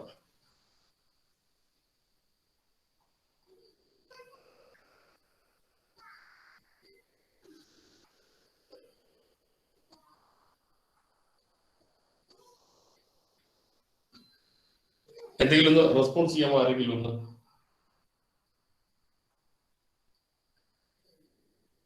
മനസ്സിലായി sir. Okay sir. Okay sir.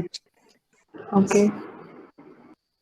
പരിശോധന എഴുതിയോളൂ. A dishonest dealer professes to sell his goods at cost price, but he gives 500 grams instead of 600 grams.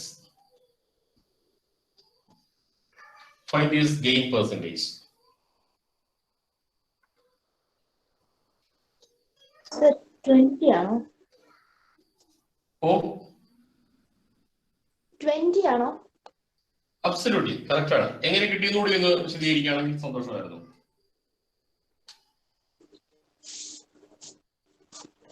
Sir 500 grams ആണ് 600 grams പകരം കൊടുത്തത്. അപ്പൊ ഡിഫറൻസ് 100 ന്യൂമറേറ്റർ 100 ന്യൂമറേറ്ററിൽ എഴുതുക. ബൈ കസ്റ്റമറിന് കിട്ടിയ ക്വാണ്ടിറ്റി ഡിനോമിനേറ്റർ എഴുതുക. അതെ, ഇൻടു 100. കുട്ടികളെ 1/5 ഫെമിലിയർ ആണ്, 20%. 20% ആണ്. അപ്പൊ 2 എക്സാമ്പിൾ മതി. നമുക്ക് അടുത്ത ഒരു രണ്ട് മോഡൽ കൂടിയാകുമ്പോൾ നമുക്ക് അത് ജസ്റ്റ് വൈൻഡ് അപ്പ് ചെയ്യാം. നമുക്ക് നമ്മുടെ ആവശ്യത്തിനുള്ള ടോപ്പിക് മതി നമുക്ക്. Okay, right. അടുത്ത A man sold an article at 20% loss on cost price. A man sold an article at 20% loss on cost price.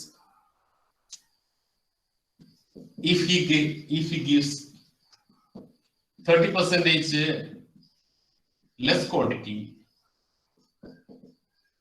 if he gives 30% less quantity, he gains.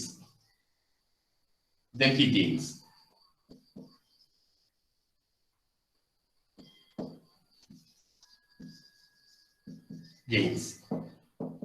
Find a gain percentage.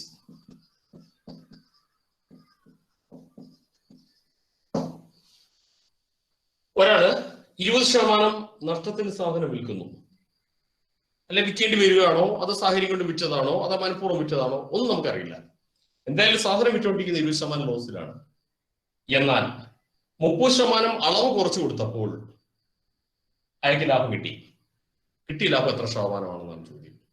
നമ്മൾ ഇതൊക്കെ നമ്മുടെ നിത്യജീവിതത്തിൽ കാണുന്ന കഥാപാത്രങ്ങളും കഥാസന്ദർഭങ്ങളും തന്നെയാണ്. എന്താണ് ഇവിടുത്തെ കഥാതന്തു? ഒരാള് ഒരു സാധനം 20% നഷ്ടത്തിന് വിറ്റുകൊണ്ടിരിക്കുന്നു. സാധനം മീൻസ് ചിലപ്പോൾ ഒരു അരിയായിരിക്കും, എന്തായാലും തൂക്കത്തിലുള്ള ഒരാളോ സാധനമായിരിക്കും, ആർട്ടിക്കിളാണ്, എന്ത് മെറ്റീരിയലാണെന്ന് അറിയില്ല, 20% ലോസിലാണ് വെക്കുന്നത്. എന്നാൽ അയാൾ റെഗുലർലി അയാൾ ചെയ്ത കാര്യം 30% ലെസ് ക്വാണ്ടിറ്റി കൊടുത്തു, അല്ലെ ഈ 30% അളവ് കുറച്ച് വിറ്റു.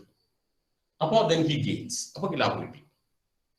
അപ്പോൾ പലപ്പോഴും ആൾക്കാർക്ക് വില കൂട്ടാൻ പറ്റാത്ത സാഹചര്യത്തിൽ അളവ് കുറച്ചാണ് കൊടുക്കാറുള്ളത്. അതൊരു എന്താ പറയുക, വില കൂട്ടി വിൽക്കുമ്പോൾ ഉണ്ടാവുന്ന ഒരു കച്ചവടത്തിൽ നിന്നുള്ള ഒരു പിൻവാങ്ങലിനേക്കാൾ നല്ലത് അളവ് കുറച്ച് കൊടുക്കുക, അത് കസ്റ്റമർ അറിയാതിരിക്കുകയൊക്കെ ചെയ്യായിരിക്കും. അല്ലെ അറിഞ്ഞുകൊണ്ട് തന്നെയാണോന്ന് അറിയില്ല. എന്ത് തന്നെയായാലും ഇവിടെ അത് സംഭവിച്ചിട്ടുണ്ട്. അയക്ക് എന്തായാലും കച്ചവടം ചെയ്യുന്ന ലാഭത്തിന് വേണ്ടിയിട്ടാണ്. ആ വിലയ്ക്ക് വിറ്റ അയക്ക് ലാഭം കിട്ടില്ല. അപ്പൊ അളവ് കുറച്ച് കൊടുത്തപ്പോൾ ലാഭം കിട്ടി. അപ്പൊ എത്ര ശതമാനം ലാഭം കിട്ടി എന്നാണ് ചോദ്യം. അപ്പൊ ലിസൺ ഫ്രണ്ട്സ്, നമുക്ക് കഥ സാഹചര്യങ്ങളെല്ലാം തന്നെ മനസ്സിലായി. ഇനി നമ്മൾ കഥയുടെ ഒരു പരിഹാരത്തിലേക്ക്, റെസൊല്യൂഷനിലേക്കാണ് നമ്മൾ പോകുന്നത്. First we take numerically code these figures with a ring or anything. First we attended that two figures, 20 and 30, take two rings, 102 take rings. First of all, we take the numerical difference between these two figures. What is the numerical difference between 20 and 30? 10. ശതമാനം ഒന്നും വേണ്ട, ശതമാനം difference മാത്രം. Percentage sign ഒന്നും വേണ്ട, 10 എഴുതി. ഇനി എന്റെ ചോദ്യം, അതിന്റെ ഡിനോമിനേറ്റർ എന്താണ് എന്നാണ്. ആർക്കും പറയാം.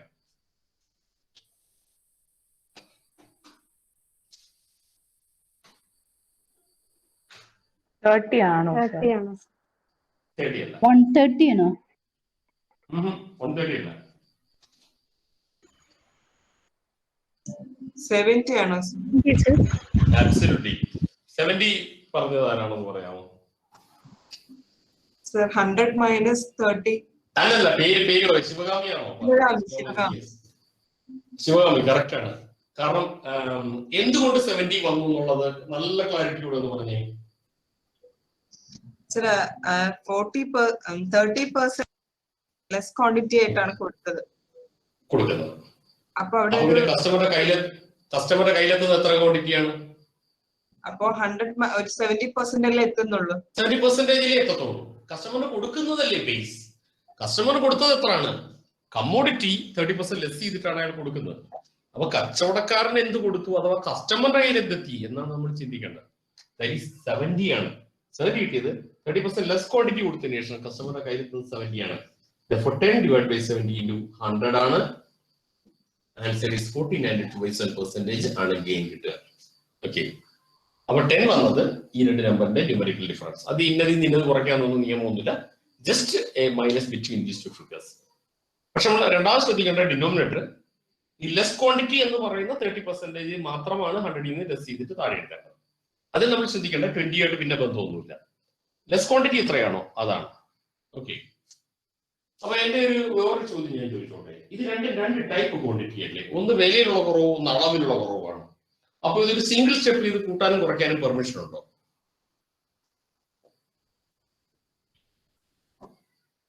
കാരണം ഇത് രണ്ടുകൂടെ മൈനസ് ചെയ്യാനോ പ്ലസ് ചെയ്യാനോ ഒക്കെ ഉള്ള അധികാരമുണ്ടോ?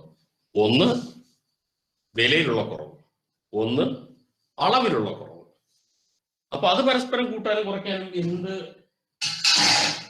ലോജിക്കാണ് പരസ്പരം കൂട്ടാനും കുറയ്ക്കാനും അനുവദിച്ചിട്ടുള്ളത്?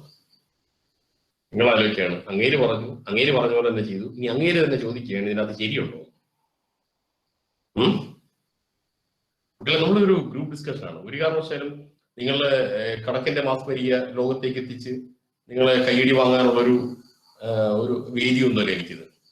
നിങ്ങൾ എന്ത് മണ്ടത്തരങ്ങളും പറയാം. ഇവിടെ മണ്ടത്തരം പറയാൻ പാടുള്ളൂ എന്നുള്ളതായിരുന്നു. അപ്പൊ ഞാൻ മണ്ടത്തരം എന്ന് പറഞ്ഞാൽ നിങ്ങൾ ചെയ്യില്ലെന്ന് എനിക്കറിയാം. പക്ഷെ ഞാൻ മണ്ടത്തരം എന്ന് പറഞ്ഞ വാക്ക് പോസിറ്റീവ് സെൻസിലാണ്. ഈ രണ്ട് കാര്യങ്ങൾ ഒന്ന് ശ്രദ്ധിച്ചാൽ മതി. പിന്നെ നിങ്ങൾക്ക് എന്ത് പറയാമെന്നുള്ളതാണ് മണ്ടത്തരം എന്ന വാക്കിന്റെ അലങ്കാരത്തോടെ പറഞ്ഞത്. ആരെങ്കിലും ഒരു ജസ്റ്റ് കമന്റ് ഇവിടെ ഞാൻ കണ്ടിരുന്നു, പക്ഷെ വായിക്കുന്നതിന് പെട്ടത് പോയി കഴിക്കും. ഓക്കെ, പറഞ്ഞോട്ടെ. എന്തെങ്കിലും രണ്ട് ടൈപ്പ് മെഷർമെന്റ് ആകുമ്പോൾ ഒരു സിംഗിൾ സ്റ്റെപ്പ് കാൽക്കുലേഷനിൽ ഇത് പെർമിറ്റഡ് ആണോ എന്നാണ് എന്റെ ചോദ്യം. ഓക്കെ, എന്തെങ്കിലും ഒന്ന് പറയും. നിങ്ങളുടെ മനസ്സിനകത്ത് എന്തൊക്കെയോ തോന്നുന്നുണ്ട്.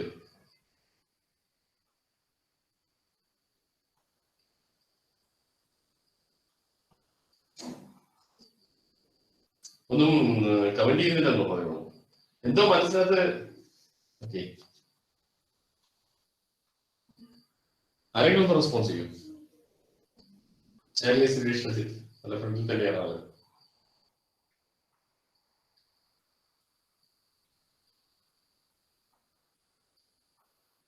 ഭയങ്കര മണ്ടത്തരമായിരിക്കും സർ. ഏതോ പറഞ്ഞാൽ അതിനെക്കാളും മണ്ടത്തരമായിരിക്കും. പറഞ്ഞു കഴിഞ്ഞാൽ ഭയങ്കര മണ്ടത്തരമായിരിക്കും. ഏയ് ഒന്നുമില്ല. ഇംഗ്ലീഷ് മെയിൻ ഇംഗ്ലീഷ് അല്ലേ? ആരും ശ്രമിക്കുന്നു. ആ അതെ, ശരി ശരി. അതുകൊണ്ട് പിന്നെ നമ്മൾ അതിനെയൊക്കെ ഒരു സാഹിത്യ ഭാഷയിൽ എടുക്കുള്ളൂ. ഓക്കെ, എന്തായാലും ഒന്ന് റെസ്പോൺസ് ചെയ്യാം. ഇത് രണ്ടിന് പെട്ടെന്ന് നമുക്ക് സമയമില്ല, അതുകൊണ്ടാണ് രണ്ട് ടൈപ്പ് ക്വാണ്ടിറ്റിയാണ്. ആ അബ്സല്യൂട്ട്ലി അബ്സല്യൂട്ട്ലി, അത് തന്നെയാണ് ഉത്തരം. ഞാൻ അതാ എനിക്കറിയാം. എനിക്കറിയാം അത് പറയുന്നത് കറക്റ്റ് ആണെന്ന് അറിയാം. നിങ്ങൾ മടിക്ക് പിടിച്ചിരിക്കുന്നത് ഇത് പറയുന്നത് ശരിയാണോ എന്നുള്ളൊരു സങ്കോചം മാത്രമാണ് അതിന്റെ പിന്നിലേക്ക് നയിക്കുന്നത് എനിക്കറിയാം. അതുകൊണ്ടാണ് പ്രോത്സാഹിപ്പിച്ചത്. തീർച്ചയായിട്ടും ഇതൊരു കോമൺ പെർസെന്റേജ് എന്ന ഒരു കോമൺ ഫിഗറിന്റെ ഉള്ളിൽ വരുന്ന ഡിജിറ്റ് ആയതുകൊണ്ട് നമുക്ക് സിംഗിൾ കാൽക്കുലേഷനിൽ അത് പെർമിറ്റഡ് ആണത്. പക്ഷേ 20 രൂപ കുറച്ച് വിറ്റു, 30 ഗ്രാം കുറച്ച് വിറ്റു നമുക്ക് പറഞ്ഞിരുന്നെങ്കിൽ, അതായത് എക്സാക്ട് ക്വാണ്ടിറ്റി ആയിട്ട് ഈ രണ്ട് ചിത്രങ്ങളെ ചിത്രീകരിച്ചിരുന്നെങ്കിൽ നമുക്ക് ഈ ഒരു സിംഗിൾ കാൽക്കുലേഷൻ ഒന്നും ചെയ്യാൻ പറ്റില്ല. ശരി, കൊള്ളാം, സന്തോഷം. ഇയാൾ 20 രൂപ കുറച്ചു, 30 ഗ്രാം അളവ് കുറച്ചു കൊടുത്തോ, ലാഭം കിട്ടിയോ, കൊള്ളാം, കിട്ടി, അതും ഇയാൾക്കുടെ സന്തോഷം എന്ന് നമ്മൾ പറഞ്ഞു വൈൻഡപ്പ് ചെയ്യല്ലാതെ അയാൾക്ക് ലാഭശതമാനം എസ്റ്റിമേറ്റ് ചെയ്യാനോ അയാൾക്ക് നഷ്ടശതമാനം എസ്റ്റിമേറ്റ് ചെയ്യാനോ ഒന്നും നമ്മളെ കൊണ്ട് പറ്റത്തില്ല. Because these figures are exactly numbers. അത് ഗ്രാമും രൂപയുമാണ്. എങ്ങനെ കൂട്ടാനും കുറയ്ക്കാനും പറ്റും? But now these figures are a common earth as percentage. അതൊരു ഒറ്റ കുടക്കീട്ടിലുള്ള അല്ലെങ്കിൽ ഒറ്റ ഒരു മെൽക്കുരയുടെ അടിയിലുള്ള, മെൽക്കുര ഉദ്ദേശിച്ച പെർസെന്റേജ് എന്ന ഒരു കോമൺ ഫിഗർ ആണ്. അപ്പൊ നമുക്കൊരു പക്ഷേ എല്ലാം അനുഭവിക്കുന്ന അയാളാണ്. അതുകൊണ്ടാണ് ആ ഒരു നെറ്റ് എഫക്ട് അയാളിലേക്ക് പോകാൻ പെർസെന്റേജ് എന്ന കോമൺ ഫിഗർ മതിയാകും. ഓക്കെ ഫ്രണ്ട്സ്, എനിക്ക് അതൊന്ന് മറുപടി കിട്ടിയിട്ട് തുടങ്ങാന്നുള്ള സന്തോഷം ഉണ്ടായിരുന്നു. എന്തായാലും കിട്ടി. ഞാൻ പറഞ്ഞത് എനിക്കൊരു സങ്കടമായിരുന്നു. അപ്പോ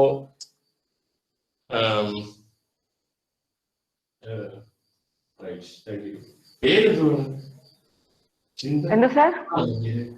പേരെന്തുവായിരുന്നു? സാർ സ്റ്റീന രാജാണ് സാർ. ഹസ്ബൻഡിന്റെ അതെ. അതൊക്കെയാണ്. പക്ഷെ എന്തായാലും ഹസ്ബൻഡിന്റെ പേര് അല്ലല്ലോ കാണുന്നത്. കളർ പ്രിൻസിൽ നിന്നൊക്കെയാണല്ലോ കാണുന്നത്. ഷൈൻ. ശരി ശരി, ഷൈൻലാൽ. ഷൈൻലാൽ തന്നെ. ഓക്കെ, ഞാൻ രണ്ടാമത്തെ മൂന്നാമത്തെ ബേബിയുടെ ഞാൻ ശ്രദ്ധിച്ചത്. എന്റെ മെയിൽ ഐഡിന്ന് എനിക്ക് കണക്ട് ആവുന്നില്ല. ഗുഡ്. എന്നാലും നല്ലൊരു അപ്രോച്ച് ആയിരുന്നു. ഞാൻ പറഞ്ഞിരുന്നെങ്കിൽ എനിക്ക് അത്ര സന്തോഷം ഉണ്ടായില്ലായിരുന്നു. നിങ്ങൾ പറയുമ്പോഴാണ് എനിക്ക് അതിനകത്ത് ഞാൻ പറഞ്ഞതിന് വിലയുണ്ടാവുന്ന എനിക്ക് തോന്നുന്നപ്പോഴാണ്. Okay friends, now I'm going to the second example. A man sold an article 30% loss on cost price, but if he gives 40% less quantity, then he gains. Find the gain percentage.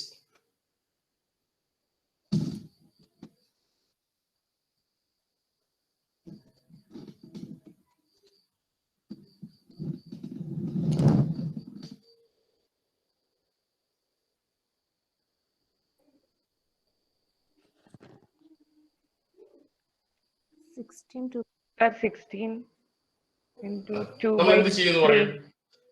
അതെ correct ആണ്. എങ്ങനെയാണ് നമ്മൾ അതിനൊന്ന് handle ചെയ്തൊന്ന് പറയും? First of all we do sir, ഇത് തമ്മിലുള്ള difference നോക്കുക. അപ്പൊ 10 കിട്ടും നമുക്ക്. കിട്ടുന്നുണ്ട്.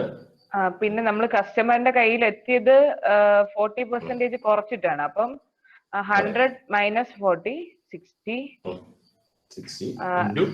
into 100. ഓക്കെ, 1/6 ആണ്. 1/6 പറയുന്നത് 60 നമ്മൾ പലവട്ടം എഴുതിയുകൊണ്ട് ഈ ഫിഗർ നമുക്ക് ഇനി ഫെമിലിയർ ആണ്. ഓക്കെ, 60 നമുക്ക് തൽക്കാലത്തേക്ക് ഒരു കാര്യം ചെയ്യാം. ഒരു ക്വസ്റ്റ്യൻ കൂടെ എഴുതി നമുക്ക് ഒന്ന് ഗുഡ് ബൈ പറയാം ഈ ടോപ്പിക്കിനോട്. ഓക്കെ, നമ്മളിപ്പോ ഇത്രയും നേരം പറഞ്ഞുകൊണ്ടിരിക്കുന്നത് എല്ലാം തന്നെ ഒരു ഡിസോണസ്റ്റ് ഡീലേഴ്സ് ആണ്. നമുക്കിനി ഒരു ജനറസ് ആയിട്ടുള്ള ഒരാളെ നമുക്ക് കാണുകയാണെങ്കിൽ നമ്മളിപ്പോ ഡിസോണസ്റ്റ് പോകാറല്ലോ.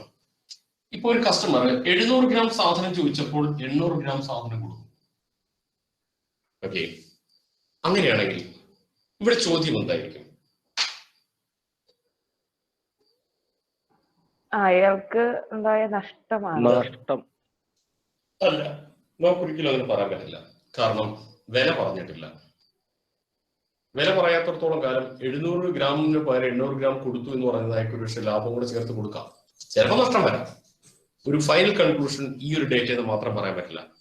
ഇപ്പൊ തമിഴ്നാട്ടിൽ നിന്ന് കിലോയ്ക്ക് 2 രൂപയായി വാങ്ങിച്ചുകൊണ്ട് വന്നിട്ട് ഇവിടെ കിലോയ്ക്ക് അത് 50 രൂപയ്ക്ക് വിറ്റാൽ 1 കിലോ കൂടെ ചുമ്മാതെ കൊടുത്താലും അയാൾക്ക് ലാഭം മാത്രമാണ്. അപ്പോൾ 1 കിലോ ചുമ്മാതെ എന്ന് പറയുമ്പോൾ 2 കിലോ 50 രൂപയ്ക്ക് കൊടുത്താൽ പോലും അയാൾക്ക് ലാഭമാണ്. അപ്പോൾ 1 കിലോയുടെ വരെ 25 രൂപ ആവത്തുള്ളൂ, എന്നാലും ലാഭം. അപ്പോ 1 കിലോ വാങ്ങി 2 കിലോ കൊടുത്തു. അപ്പൊ അങ്ങനെ വന്നാൽ പോലും ലാഭം കിട്ടി എന്ന് പറയാൻ കാരണം വില വലിയ വ്യത്യാസമുള്ളതുകൊണ്ടാണ്. അപ്പൊ ഇവിടെ നമുക്ക് ഈ ഏത് സാധനമാണെന്നോ അതിന്റെ നിലവിലുള്ള വില എന്താണെന്നോ ഒന്നും പരാമർശിച്ചിട്ടില്ല. മാത്രമല്ല പല പാക്കറ്റിന്റെ തുമ്പത്ത് നമ്മൾ കാണാറുണ്ട് 25 ഗ്രാം എക്സ്ട്രാ, 20% എക്സ്ട്രാ എന്നൊക്കെ പറഞ്ഞുകൊണ്ടുള്ള പരസ്യങ്ങൾ നമ്മൾ കാണാറുണ്ട്. ഇതൊരു കമ്പനിയും നഷ്ടത്തിൽ കൊടുക്കില്ല, ഒക്കെ ലാഭത്തിലേ അവർ കൊടുക്കുകയുള്ളൂ. അപ്പോ പിന്നെ എന്താണ് ഇവിടുത്തെ ചോദ്യം? ഇവിടുത്തെ ചോദ്യം എന്ന് പറഞ്ഞാൽ 2-3 ചോദ്യങ്ങളായിട്ട് വരാം. ഒന്ന്, ഗിഫ്റ്റ് എത്ര പെർസെന്റേജ് കൊടുത്തു എന്ന് പറയാം, എത്ര ശതമാനം ഗിഫ്റ്റ് നൽകി എന്ന് വേണേൽ പറയാം, എത്ര ശതമാനം കോംപ്ലിമെന്റ് കൊടുത്തു എന്ന് വേണേൽ പറയാം, എത്ര ശതമാനം പ്രൈസ് ഡിസ്കൗണ്ട് നൽകി എന്ന് പറയാം. ഒരു പ്രൈസും പറഞ്ഞിട്ടില്ലെങ്കിലും it's an indirect price discount. അളവ് കൂടുതൽ കൊടുക്കുന്നതാണ് പ്രൈസ് ഡിസ്കൗണ്ടിന്റെ ഏറ്റവും നല്ലൊരു അളവ് കോൽ എന്ന് പറയുന്നത്. അല്ലെ ഒരു നല്ലൊരു മാനദണ്ഡം, നല്ലൊരു പരസ്യവാചകം എന്ന് പറയുന്നത് എക്സ്ട്രാ സാധനം കൊടുക്കുമ്പോഴാണ്. കാരണം കസ്റ്റമേഴ്സിന്റെ കണ്ണിൽ ഒരിക്കലും നേരത്തെ എത്ര പഞ്ചസാരയുടെ വില എന്ന് ഓർമ്മയൊന്നും ഉണ്ടാവില്ല, എല്ലാവർക്കും ഒന്നും ഓർമ്മയില്ല. എന്നാൽ നേരത്തെ ഒരു കിലോ പഞ്ചസാര വാങ്ങിച്ചു, അതിന് 37 കിലോയ്ക്ക് കൊടുത്തു. അടുത്ത തവണ വാങ്ങിക്കുമ്പോൾ 38 കൊടുക്കുമ്പോൾ ഈ 1 രൂപയുടെ വേരിയേഷൻ അവിടെ പെട്ടെന്ന് മനസ്സിലൊന്നും എത്തത്തില്ല. അല്ലെ 36 രൂപയ്ക്ക് വാങ്ങിച്ചു എന്ന് പറഞ്ഞാൽ എത്തില്ല. 1 രൂപ ഞാൻ കുറച്ച് തന്നില്ലേ എന്ന് പറഞ്ഞാലൊന്നും അവരുടെ മനസ്സിൽ, കസ്റ്റമറുടെ മനസ്സിൽ അത്ര സ്വാധീനിക്കില്ല. എന്നാൽ ഒരു കസ്റ്റമർ ഒരു കിലോ പഞ്ചസാരയുടെ കൂടെ ഒരു കുഞ്ഞു പാക്കറ്റിനകത്ത് പഞ്ചസാര ഒരു സ്റ്റാപ്ലറൊക്കെ അടിച്ച് ഇത് എന്റെ ഒരു ഗിഫ്റ്റ് ആണെന്ന് പറഞ്ഞു കൊടുത്തു കഴിഞ്ഞാൽ കസ്റ്റമറിന്റെ കണ്ണ് തെളിയും. ഒരുപക്ഷെ 1 രൂപയുടെ പഞ്ചസാര ആയിരിക്കും അയാൾ കൊടുത്തത്, എന്നാലും സാധനം കൂടുതൽ കിട്ടുന്നതാണ് മനസ്സിലൊരു സന്തോഷം, പ്രത്യേകിച്ച് മലയാളികൾക്ക്. അപ്പൊ യഥാർത്ഥത്തിൽ ആ ഒരു ഇത്തിരി പഞ്ചസാര കൊടുത്തത് അതൊരു നഷ്ടക്കച്ചവടമാണോ എന്ന് ഒരിക്കലും പറയില്ല. കാരണം കസ്റ്റമറുടെ കണ്ണിന്റെ ഒരു തിളക്കം കണ്ടു, ആ കസ്റ്റമർ തന്നെ ഇനി വരും, അതൊരു ലാഭം. പിന്നെ എന്തായാലും ഈ കൊടുക്കുന്ന ഒരിക്കലും നഷ്ടത്തിൽ കൊടുക്കത്തില്ല. ഓക്കെ, അതിനേക്കാളൊക്കെ ഉപരി നമ്മുടെ ഇപ്പൊ വീട്ടിൽ വിരുദ്ധമായിരുന്നു വെച്ചോളൂ, അവർക്ക് നല്ല വയറ് നിറച്ച് ഊണൊക്കെ കൊടുത്തിട്ട് അവരോട് പറയാൻ പറ്റുമോ മൊത്തത്തിൽ ഒരു 70 രൂപയുടെ ഊണാ തന്നെന്ന് പറഞ്ഞാൽ കഴിച്ച് അവരുടെ മാനസികാവസ്ഥ എന്തുമായിരിക്കും? ഇപ്പോഴേ വീട്ടിൽ വിരുദ്ധർ വന്നിട്ടേ അവർ ഊണ് കൊടുത്തതിന് ശേഷം, ഊണ് കാപ്പി കൊടുത്തതിന് ശേഷം എല്ലാം കൂടെ കണക്കൂട്ടി മൊത്തത്തിൽ 150 രൂപയുടെ സാധനം നിങ്ങൾ കഴിച്ചിട്ടുണ്ടായിരുന്നു എന്ന് പറഞ്ഞാൽ ആ കഴിച്ചവർക്ക് വീടെത്തുന്നതിന് മുമ്പ് കഴിച്ചത് ഈ പുറത്തെത്തും, ഉറപ്പാണ്. അപ്പൊ അറിഞ്ഞു കൊടുക്കുന്നതൊന്നും ലാഭമോ നഷ്ടമല്ല. അതിരി വല്ലാത്ത എക്സാമ്പിൾ ആയിപ്പോയി അല്ലേ അതിൽ. എന്നാലും കമന്റ് കേട്ടിട്ടുണ്ട്, സന്തോഷം. ഓക്കെ, അപ്പൊ കുട്ടികളെ ഇവിടുത്തെ ചോദ്യത്തിലേക്ക് വരികയാണ്. 700 ഗ്രാം വരെ 800 ഗ്രാം കൊടുത്താൽ ഗിഫ്റ്റ് എത്ര പെർസെന്റേജ് ചോദിക്കാം, അല്ലെ കോംപ്ലിമെന്റ് എത്ര പെർസെന്റേജ് ചോദിച്ചാൽ, അല്ലെ പ്രൈസ് ഡിസ്കൗണ്ട് എത്ര പെർസെന്റേജ് ചോദിക്കാം. അപ്പൊ എങ്ങനെയാണ് പ്രൈസ് ഡിസ്കൗണ്ട് കണക്കാക്കുന്നതെന്ന് പറയാം. ആരാണ് എന്നെ ഒന്ന് സഹായിക്കുക? 700 ഗ്രാമിന് വരെ 800 ഗ്രാം കൊടുത്തിട്ടാണ് നമ്മളവിടെ നിൽക്കുന്നത്, നമ്മളാണ് കച്ചവടക്കാരൻ. ഓക്കെ, ആരാണ് സധൈര്യം പറയാൻ പറ്റുക? തെറ്റിയാലും ഒരു കുഴപ്പമില്ല.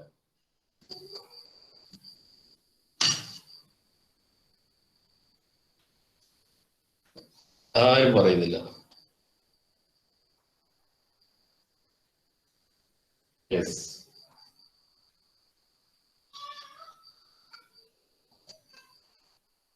ആരാണ് റെസ്പോൺസിബിലിറ്റി?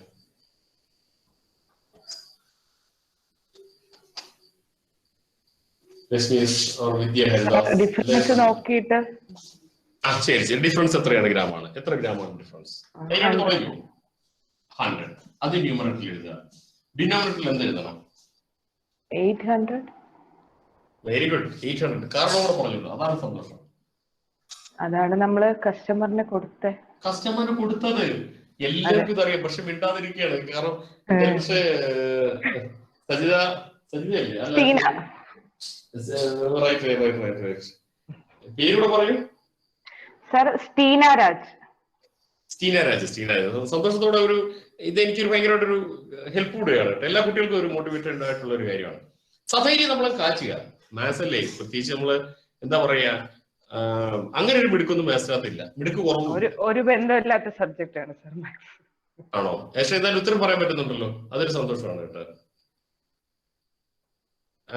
അതിന്റെ ഒരു പിന്നിലുള്ള അല്ല അത് അതിന്റെ ഒരു പിന്നിലുള്ള കഥ കൂടി പറയും. അപ്പൊ എല്ലാവർക്കും അതൊന്ന് ഒരുപക്ഷെ മാത്സിനോടുള്ള ഒരു ഭയം എല്ലാവർക്കും ഒന്ന് കുറഞ്ഞോട്ടെ. എങ്ങനെയാണ് ഉത്തരം എഴുതാൻ പറ്റിയെന്ന് കൂടി പറയും. ഈ ഒരു ചോദ്യത്തിലൂടെ എക്സ്പ്രസ് ചെയ്താൽ മതി. ഇതിന്റെ വേ ആണോ സാർ ചോദിച്ചത്? അല്ല, ഇതിന്റെ വേയും ഇപ്പൊ എങ്ങനെയാണ് മാനസികാവസ്ഥ ഇപ്പൊ കുറെ ചെയ്യാൻ പറ്റുന്നുണ്ടോ? അത് എല്ലാവരും നല്ല കമന്റ് ഒക്കെ ഇട്ടു കേട്ടോ. Thank you. എന്തായാലും സന്തോഷമുണ്ട്. ആ ഒരു ധൈര്യപൂർവ്വം കാച്ചിയേക്കാം, തെറ്റ് വരട്ടെ. ഓക്കെ, അപ്പോ പറഞ്ഞോളൂ. 100 എന്ന് പറഞ്ഞാൽ എന്താണെന്ന് പറയൂ. 100 എന്ന് പറഞ്ഞാൽ ഇത് തമ്മിലുള്ള ഡിഫറൻസ് ആണ്. ഡിഫറൻസ്. ഇനി എന്തുകൊണ്ട് ഡിനോമിനേറ്ററിൽ 800 വന്നു എന്ന് പറയൂ. നമ്മള് കസ്റ്റമറിന് കൊടുത്തത് അത് ഏത് സാഹചര്യത്തിലായാലും, അത് കോംപ്ലിമെന്റ് ആകട്ടെ, ഗിഫ്റ്റ് ആകട്ടെ, ലോസ് ആകട്ടെ, ഗെയിൻ ആകട്ടെ, ഏത് സാഹചര്യമാണ്. ഇത് ക്വാണ്ടിറ്റീസ് ആണ്. ക്വാണ്ടിറ്റീസ് ആകുമ്പോൾ തീർച്ചയായിട്ടും നമ്മൾ അടിയിൽ എഴുതേണ്ടത് കസ്റ്റമറുടെ കയ്യിൽ കൊടുത്ത അളവ് എത്ര എന്നാണ്. 100 ഡിവൈഡ് ബൈ 800 into 100 ആണ്. Therefore ആൻസർ നമുക്ക് ഇന്നിപ്പോ 1/8 കൂടെ എത്തി. 1/8 എത്തുമ്പോഴേക്കും നമ്മൾ എന്താ എഴുതേണ്ടതെന്ന് പറയാമോ? 12.5. Very good. 12.5% ആണ്. 12.5% ആണ് ഉത്തരം. ഓക്കെ ഫ്രണ്ട്സ്, കറക്റ്റ് ആണ്. 12.5% ആണ്. അപ്പൊ നമ്മള് പ്രോഫിറ്റ് ലോസ് നമുക്ക് നമ്മുടെ എക്സാമിന് ചോദിക്കുന്ന ഒരു അത്രയും വരെ എത്തിയിട്ടുണ്ട്. പക്ഷെ ഇത് ഒരു കൊച്ചൊരു കാര്യം കൂടി വേണം. കാരണം ഈ റീസെന്റ് ആയിട്ട് ചോദിച്ചിരുന്ന 3 എക്സാമുകൾക്ക് ഈ പ്രോഫിറ്റ് ആൻഡ് ലോസ് അല്ല ബേസ് ചെയ്തത്, income expenditure and savings relationship ആണ് പരീക്ഷയ്ക്ക് ചോദിച്ചത്. അതിലെ ഞാൻ ക്വസ്റ്റ്യൻ പേപ്പർ കാണിക്കാം. അതില് അതുപോലെ തന്നെ നമുക്ക് പോപ്പുലേഷൻ ബേസ്ഡ് ആയിട്ടും ചോദ്യങ്ങൾ വരുന്നുണ്ട്. അപ്പോൾ അതില് പല പരീക്ഷകൾക്ക് നമുക്ക് ഈ income and expenditure savings relationship important ആണ്. അപ്പൊ അതുകൊണ്ട് അതിന്റെ ഒരു ആമുഖം എന്നുള്ള നിലയിലാണ് ഞാൻ പ്രോഫിറ്റ് ആൻഡ് ലോസ് പറഞ്ഞത്. അതൊരു കാരണം. പിന്നെ profit and loss direct question ചോദിക്കാം.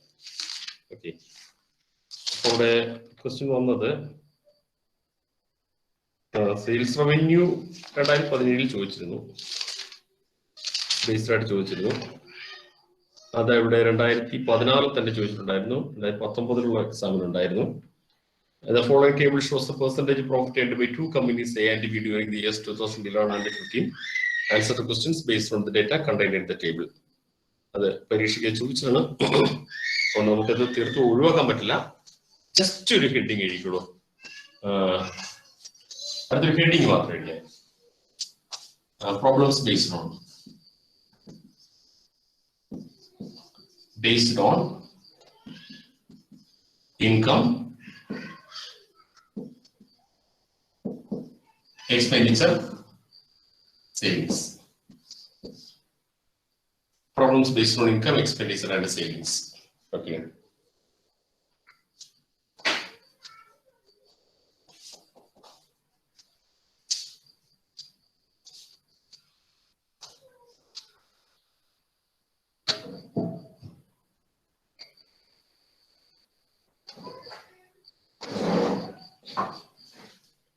Study problems based on income, expenditure and savings ആണ്. ഇത് നമ്മുടെ പ്രോഫിറ്റ് ആൻഡ് ലോസിൽ അതേ ടോപ്പിക്കായിട്ട് വളരെ ബന്ധപ്പെട്ടതാണ്. ഇപ്പൊ ഇവിടെ ഇൻകം എന്ന് പറയുന്നതും എക്സ്പെൻഡിച്ചർ എന്ന് പറയുന്നതും സേവിങ്സ് എന്ന് പറയുന്നതും നമ്മൾ നേരത്തെ പറഞ്ഞ cost price, selling price and പ്രോഫിറ്റുമായിട്ട് ബന്ധപ്പെട്ടതാണ്. അപ്പൊ ഒരു സാധാരണ ഒരു വസ്തുവിനാണ് വാങ്ങിയ വില, വിറ്റ വില, പ്രോഫിറ്റ് എന്ന് പറയാമെങ്കിൽ ഒരു കൂട്ടം വസ്തുക്കൾ കച്ചവടം ചെയ്യുന്നതിലാണ് ഈ ഒരു ഡേറ്റ വരുന്നത്. കച്ചവടം ചെയ്യാൻ എക്സ്പെൻസ് എന്ന് പറയുന്നത് നമുക്ക് ശരിക്കും കോസ്റ്റ് പ്രൈസ് തന്നെയാണ്. പക്ഷെ ഒരു സാധനമല്ല, ഒരു കൂട്ടം സാധനം ആകുമ്പോൾ അത് മൊത്തത്തിൽ അയാൾ ലോഡ് ചെയ്യുന്നതിന്റെ സംഭവം, പിന്നെ അത് പാക്ക് ചെയ്യുന്നതിന്റെ എമൗണ്ട്, പിന്നെ അതിന്റെ പരസ്യത്തിനുള്ള എമൗണ്ട് ഒക്കെ വരുന്നുണ്ട്. അപ്പൊ അതുകൊണ്ട് ഈ കോസ്റ്റ് പ്രൈസ് എന്ന് പറയുന്ന ഒരു കൊച്ചു സാധനമാണ്. ഒരു കൂട്ടം സാധനങ്ങൾ വരുമ്പോൾ കോസ്റ്റ് പ്രൈസ് എന്ന് പറയാൻ പറ്റില്ല, എക്സ്പെൻഡിച്ചർ എന്നാ പറയാൻ പറ്റുക. ഇനി ഇൻകം എന്ന് പറയുന്നത് സെയിം ആ സെല്ലിംഗ് പ്രൈസ് തന്നെയാണ്, വരുമാനം എന്ന് പറഞ്ഞ അർത്ഥത്തിൽ തന്നെയാണ്.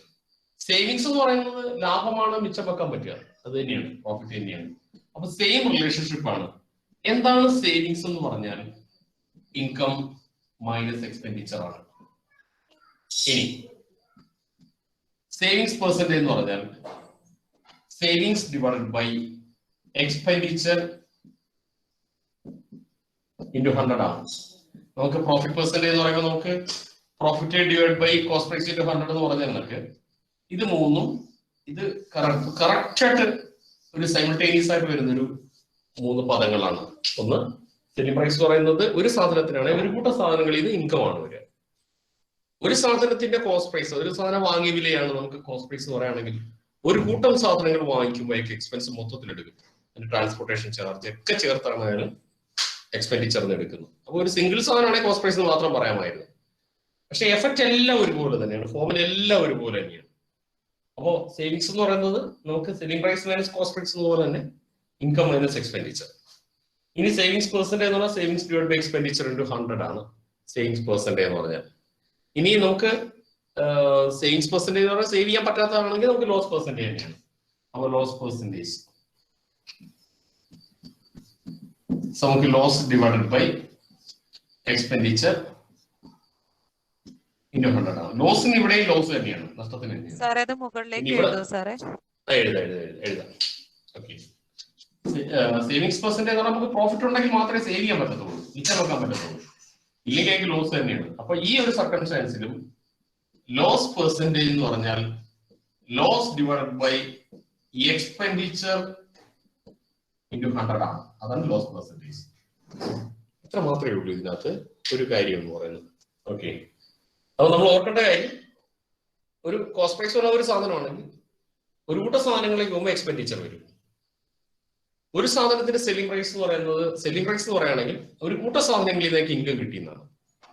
പിന്നെ ലാഭം എന്ന് പറയുന്നത് സേവിങ്സ് ആണ്, അത്രയേ ഉള്ളൂ. കാരണം ഈ പദം നമുക്ക് മൂന്നും നമ്മൾ പരിചയമായത് ഈ രീതിയിലാണ് നമ്മൾ പരിചയപ്പെട്ടത്. പക്ഷെ ഈ രീതി ക്വസ്റ്റ്യൻ ചോദിച്ചാൽ അതേ പാറ്റേൺ തന്നെ, നമ്മൾ എന്താണോ selling price cost price profit എന്ന് പറഞ്ഞ അതേ പാറ്റേൺ തന്നെ നമ്മൾ മനസ്സിനകത്ത് ആ ചിത്രം ഒന്ന് ഓർത്ത് ഒന്ന് പോയാൽ മാത്രം മതി. ഒരു സാധനം എന്ന് പറയുന്ന വാങ്ങിയ വിലയാണ്, ഒരു കൂട്ടം സാധനം എന്ന് പറയുന്ന വാങ്ങുമ്പോൾ കുറെ കാര്യങ്ങൾ നമ്മൾ ശ്രദ്ധിക്കണം എന്നുള്ളതേ ഉള്ളൂ. Okay, yes. അപ്പോൾ ഇതിന് നമുക്ക് സേവിങ്സ് എന്താണെന്ന് എഴുതി ഇൻകം മൈനസ് എക്സ്പെൻഡിച്ചർ ആണ്. സേവിങ്സ് പെർസെന്റ് എന്താണെന്ന് എഴുതി savings divide by expenditure into 100 ആണ്. നമുക്ക് profit divide by cost price into 100 എന്ന് എഴുതിയതുപോലെ തന്നെ ലോസ് പെർസെന്റേജ് നമുക്ക് ഈ ഒരു വലിയൊരു ഡേറ്റയാണെങ്കിൽ ശരി, നമുക്ക് ലോസ് എന്ന് പറയുന്ന ലോസ് തന്നെയാണ്, ആ വാക്കിനകത്ത് മാറ്റം വരുന്നില്ല. ഓക്കെ, ഇവിടെ വേണമെങ്കിൽ നമുക്ക് സേവിങ്സിൽ ഒരു പ്രോഫിറ്റ് പെർസെന്റേജ് എഴുതാൻ തെറ്റൊന്നുമില്ല. പിന്നെ ഇവിടെ മാത്രം ഈ പദങ്ങളൊന്നും മാറ്റണം എന്നുള്ളതേ ഉള്ളൂ. ഇനി കാരണം ഒരു കൂട്ടം സാധനം വിൽക്കുമ്പോൾ തീർച്ചയായിട്ടും ലാഭനഷ്ടം വരുമല്ലോ.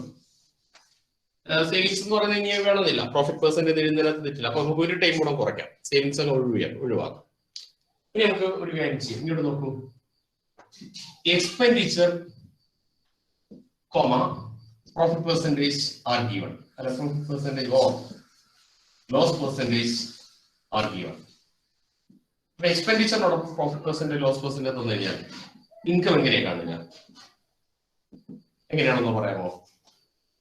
നമ്മൾ selling price and cost price എഴുതിയ ഒരു ചിത്രം വെച്ച് നോക്കിയിട്ടൊന്ന് റെസ്പോൺസ് ചെയ്യാമോ?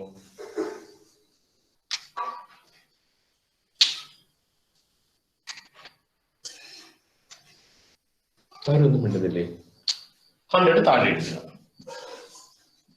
100 plus profit percentage, 100 plus profit percentage എഴുതുക, എക്സ്പെൻഡിച്ചർ എഴുതുക, വീണ്ടും ഇൻകം 100 താഴെ എഴുതുക, 100 മൈനസ് ലോസ് പെർസെന്റേജ് എഴുതുക,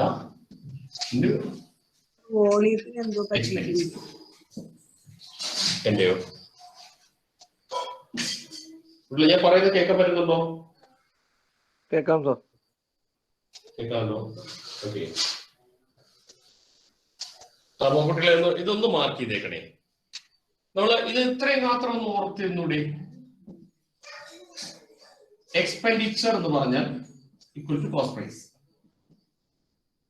income is equal to selling price. ഈ രണ്ട് വാക്കുകൾ ഒന്ന് ഓർത്തിരുന്നാൽ മാത്രം മതി, ബാക്കി എല്ലാം അതേപോലെ തന്നെ. നമ്മളിത് ഓൾറെഡി നമുക്ക് എക്സ്പെൻഡിച്ചർ അതായത് cost price profit percentage or loss percentage are given, then selling price is equal to എന്ന് പറഞ്ഞ് നമ്മൾ പഠിച്ചിട്ടുള്ളതാണ്. 100 താഴെ 100 plus profit percentage into expenditure cost price. ഇതുപോലെ തന്നെ നമുക്ക് selling price is equal to 100 താഴെ 100 minus loss percentage into cost price നമ്മൾ already നമ്മൾ ചെയ്തിട്ടുള്ളതാണ്. ഇനി നമ്മൾ ഈ ഒരു ടൈം ഒന്ന് മാറ്റി പിടിച്ചു എന്ന് മാത്രമേ ഉള്ളൂ. എല്ലാ കാര്യങ്ങളും അതേ സ്ട്രക്ചർ തന്നെ, ഇൻകം നമ്മൾ മനസ്സിലാത്ത ഓർമ്മയുണ്ട് സെല്ലിംഗ് പ്രൈസ്. ഒരു സാധനമല്ല, ഒരു കൂട്ട സാധനങ്ങളാകുമ്പോൾ അയാൾക്ക് റിട്ടേൺസ് കിട്ടിയെന്നുള്ള അർത്ഥത്തിലാണ്. ഇതിനേക്കാൾ വലിയൊരു ഇൻസ്റ്റിറ്റ്യൂഷൻ ആണ് ഈ പദങ്ങൾ വീണ്ടും മാറുകയാണ്. ഇൻവെസ്റ്റ്മെന്റ് എന്നായിരിക്കും പിന്നീട് വരിക, പിന്നെ ഇൻകം തന്നെയായിരിക്കും വരിക. അപ്പോൾ അങ്ങനെയൊക്കെയുള്ള ചില പദങ്ങൾ ആ സ്ഥാപനത്തിന്റെ നേച്ചർ അനുസരിച്ച് മാറും. ഒരു സാധനമാണെങ്കിൽ വാങ്ങിയ വില, വിറ്റ വില, ലാഭ ശതമാനം അല്ലെ നഷ്ട ശതമാനം. ഒരു കൂട്ടം സാധനങ്ങളാണെങ്കിൽ എക്സ്പെൻഡിച്ചർ, ഇൻകം ആൻഡ് സേവിങ്സ്. ഇനി ഒരു കൂട്ടം സ്ഥാപനങ്ങൾ അതായത് കോസ്റ്റ് പ്രൈസ് എന്ന് പറയുമ്പോൾ നമ്മൾ ഉദ്ദേശിക്കുന്നത് ഒരാള് ഒരു സാധനം, ഒരു സാധനത്തിന് വേണ്ടി ചെലവാക്കുന്ന പൈസ, ചെലവ് ചെയ്ത തുക. അതെ, ഒരു സാധനം വാങ്ങാൻ മുടക്കിയ രൂപ എന്നർത്ഥം. ഒരു സാധനം എത്ര രൂപയ്ക്ക് വാങ്ങിച്ചു എന്ന് മാത്രമേ ഉള്ളൂ. എന്നാൽ ഒരു കടക്കാരനെ സംബന്ധിച്ചിടത്തോളം അയാളുടെ കാര്യത്തിലാണ് നമുക്ക് ഇൻകം ആൻഡ് എക്സ്പെൻഡിച്ചർ വരുന്നത്.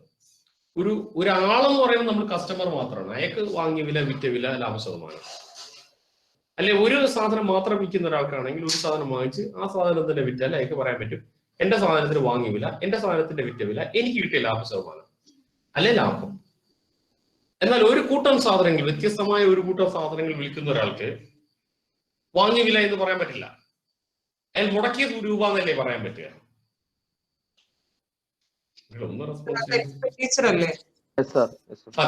അതെ, അപ്പൊ എക്സ്പെൻഡിച്ചർ ആണ്. നേടൊന്ന് മാറിയെന്ന് മാത്രമേ ഉള്ളൂ. കാരണം ഈ കഴിഞ്ഞ എക്സാമുകൾക്കെല്ലാം തന്നെ DA ചോദിച്ചത് ഈ ഒരു സ്ട്രക്ചർ ബേസ്ഡ് ആയിട്ട് ക്വസ്റ്റ്യൻ വന്നിട്ടുണ്ട്. അപ്പോൾ പലപ്പോഴും കുട്ടികൾ ഈ ഒരു പദം എങ്ങനെയാണ് ഒന്ന് റിലേറ്റ് ചെയ്യുന്നതെന്നുള്ളൊരു കൺഫ്യൂഷൻ പലർക്ക് നിന്നിട്ടുണ്ട്. അപ്പൊ അത് നമുക്ക് ഒഴിവാക്കാനായിട്ട് ഏക മാർഗം എന്ന് പറയുന്നത്, ഇതിന്റെ ഓർത്തിരിക്കുക, ഒരു സാധനത്തിന് വാങ്ങിയ വില, ഒരു സാധനത്തിന് വിറ്റ വില, അതിന്റെ മാത്രം ലാഭ ശതമാനം, അതിന്റെ മാത്രം നഷ്ട ശതമാനം. ഒരു കൂട്ടം സാധനങ്ങൾ വാങ്ങുകയും വിൽക്കുകയും ചെയ്യുന്ന ഒരു ഇൻസ്റ്റിറ്റ്യൂഷൻ ബേസ്ഡ് ആയിട്ട് പറയുകയാണെങ്കിൽ ആ പദം ഒന്ന് മാറി എന്നുള്ളതേ ഉള്ളൂ. Expenditure, income, then profit and loss. Savings നമുക്ക് ഒരു സപ്പോർട്ടിംഗ് ഫിഗർ ആണെന്ന് മാത്രമേ ഉള്ളൂ. അപ്പോ ഇതൊന്ന് സ്ട്രക്ചർ എഴുതിയ ശേഷം 1-2 പ്രോബ്ലത്തിലേക്ക് നമുക്ക് വന്നാലോ? Okay sir. അല്ലല്ല, സേവിങ്സ് പറഞ്ഞ പ്രോഫിറ്റ് ആണ്. സെല്ലിംഗ് പ്രൈസ് എന്ന് പറഞ്ഞാൽ ഇൻകം ആണ്. ഇൻകം ആണ് നമുക്ക് സെല്ലിംഗ് പ്രൈസിനോടൊപ്പം ഇക്വേറ്റ് ചെയ്യാൻ പറ്റുന്നത്.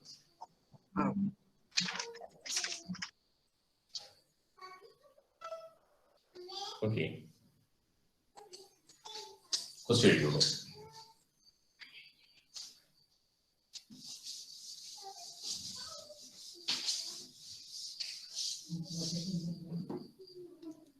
Expenditure of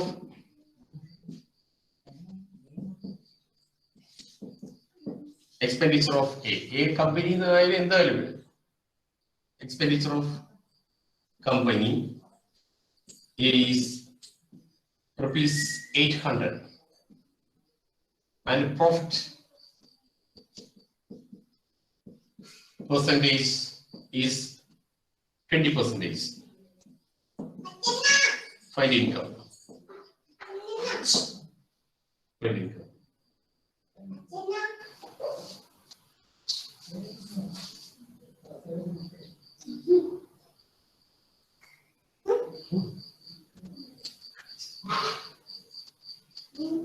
$960, sir.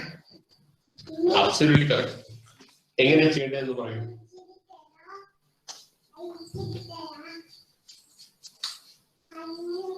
ഒന്ന് റെസ്പോൺസ് ചെയ്യാമോ? നമ്മൾ സെയിം തന്നെ. എക്സ്പെൻഡിച്ചർ നമുക്ക് 800 ആണ്. അപ്പൊ കുറച്ചുകൂടെ വലിയ ഡിജിറ്റ് ആയിരിക്കും. ഞാനിപ്പോ വെറും രൂപയിൽ മാത്രമാണ് പറയുന്നത്. അപ്പൊ 100 താഴെയാണ് വരേണ്ടത്. 120 മുകളിലാണ്. എത്രയാണോ എക്സ്പെൻഡിച്ചർ എത്രയാണോ വെച്ചാൽ പ്രോഡക്റ്റ് ചെയ്യുന്നു, ക്യാൻസൽ ചെയ്യുന്നു. 960 ആണ് അതിന്റെ 960.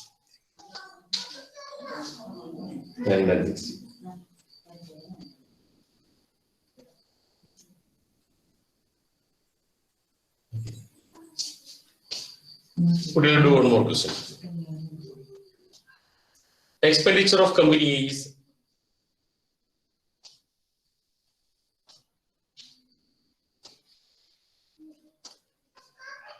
₹700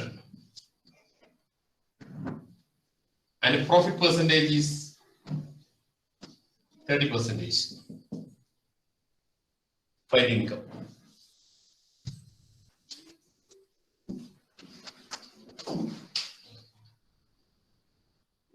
$910.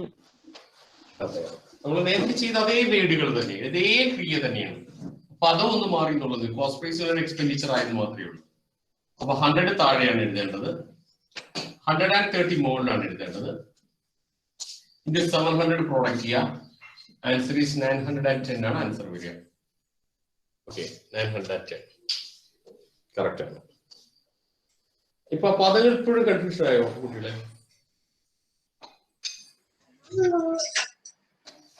കൺഫ്യൂഷൻ ആയോ? ഇല്ല സർ.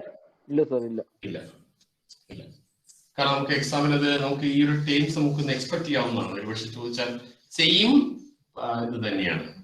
അത് എഴുതിക്കോളൂ.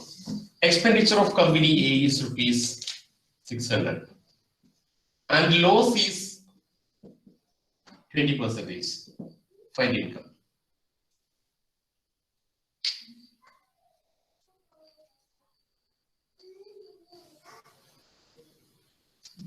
$480, sir.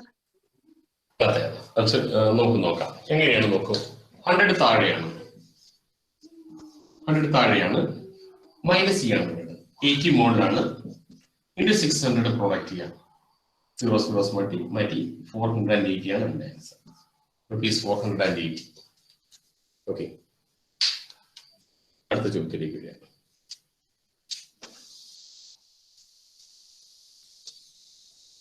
നോക്കൂ,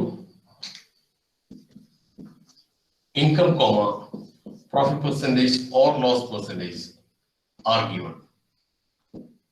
Income, profit percentage or loss percentage are given. അങ്ങനെയാണ് എക്സ്പെൻഡിച്ചർ ആണ് കാണേണ്ടത്.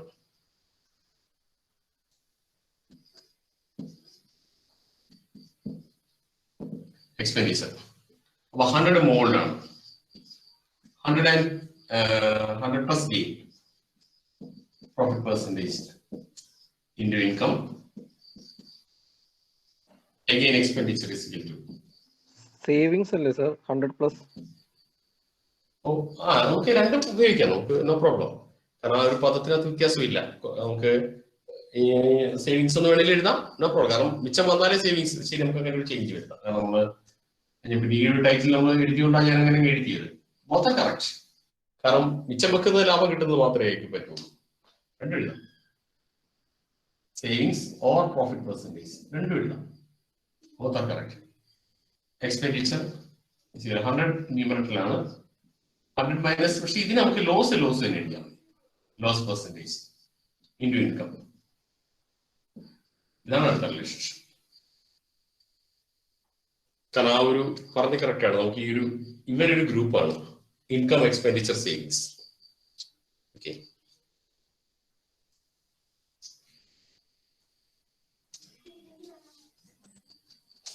ഡേറ്റ ഇന്റർപ്രിട്ടേഷൻ 2 ടൈംസ് ഈ ഒരു ഇതായത് പ്രോഫിറ്റ് ആൻഡ് ലോസ് ബേസ്ഡിലായിട്ടല്ല, ഈ ഇൻകം, എക്സ്പെൻഡിച്ചർ ആൻഡ് സേവിങ്സ് റിലേഷൻഷിപ്പിൽ പ്രോബ്ലം ഡേറ്റ ഇന്റർപ്രിട്ടേഷൻ വന്നിട്ടുണ്ട്. നമ്മൾ നേരത്തെ എഴുതിയ അതേ സാധനങ്ങൾ തന്നെ. ഇൻകം എന്ന് പറഞ്ഞാൽ സെല്ലിംഗ് പ്രൈസ്, എക്സ്പെൻഡിച്ചർ എന്ന് പറഞ്ഞാൽ കോസ്റ്റ് പ്രൈസ്, അത്രയേ ഉള്ളൂ. Question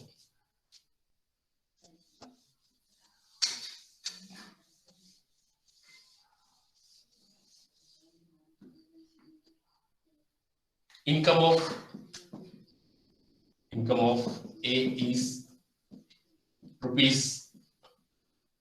₹505.50 and the profit is 10%. Find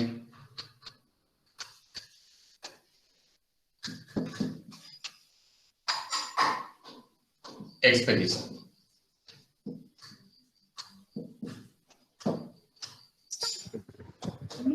$500, sir. അതെ, absolutely correct. 100 മുകളിലാണ് എഴുതേണ്ടത്, 110 താഴെയാണ്, ഇതിന്റെ 550. സിംപ്ലിഫൈ ചെയ്യുമ്പോൾ നമുക്ക് ഓൾറെഡി ഇവിടെ 5 ആണ് കിട്ടുക. therefore answer is 500 ആണ്. 500 ആണ്. Next.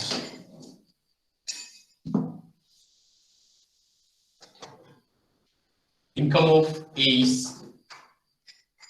₹390 and the profit is 30%. Final expenditure.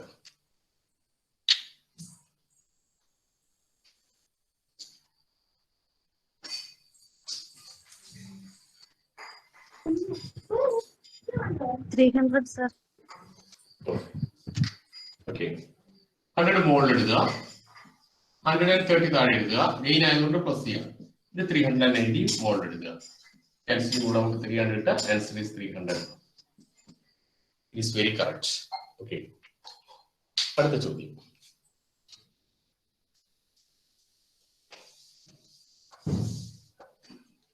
Income of A is rupees 720 and the loss is 10%. Final expenditure. Final expenditure. 800, sir. എങ്ങനെ ചെയ്തിട്ടുണ്ടെന്ന് ഒന്ന് പറയൂ. 100 by 100 മോളാണ്. 100 divided by 100 minus 10 into 720. 720. Cancelling നമുക്ക് എളുപ്പമാണ്. ഇവിടെ ഇട്ടാണ്. Answer is rupees 800. അപ്പൊ ആ ഒരു പദം ഒന്ന് മാറി. പദം മാറുക എന്ന് പറഞ്ഞാൽ അത് സാഹചര്യം മാറുന്നുണ്ടായിരിക്കാം.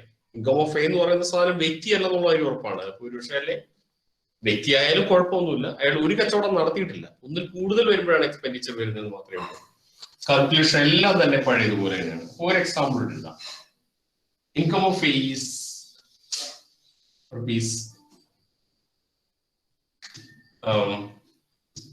490 and loss is 30%. Find expenditure.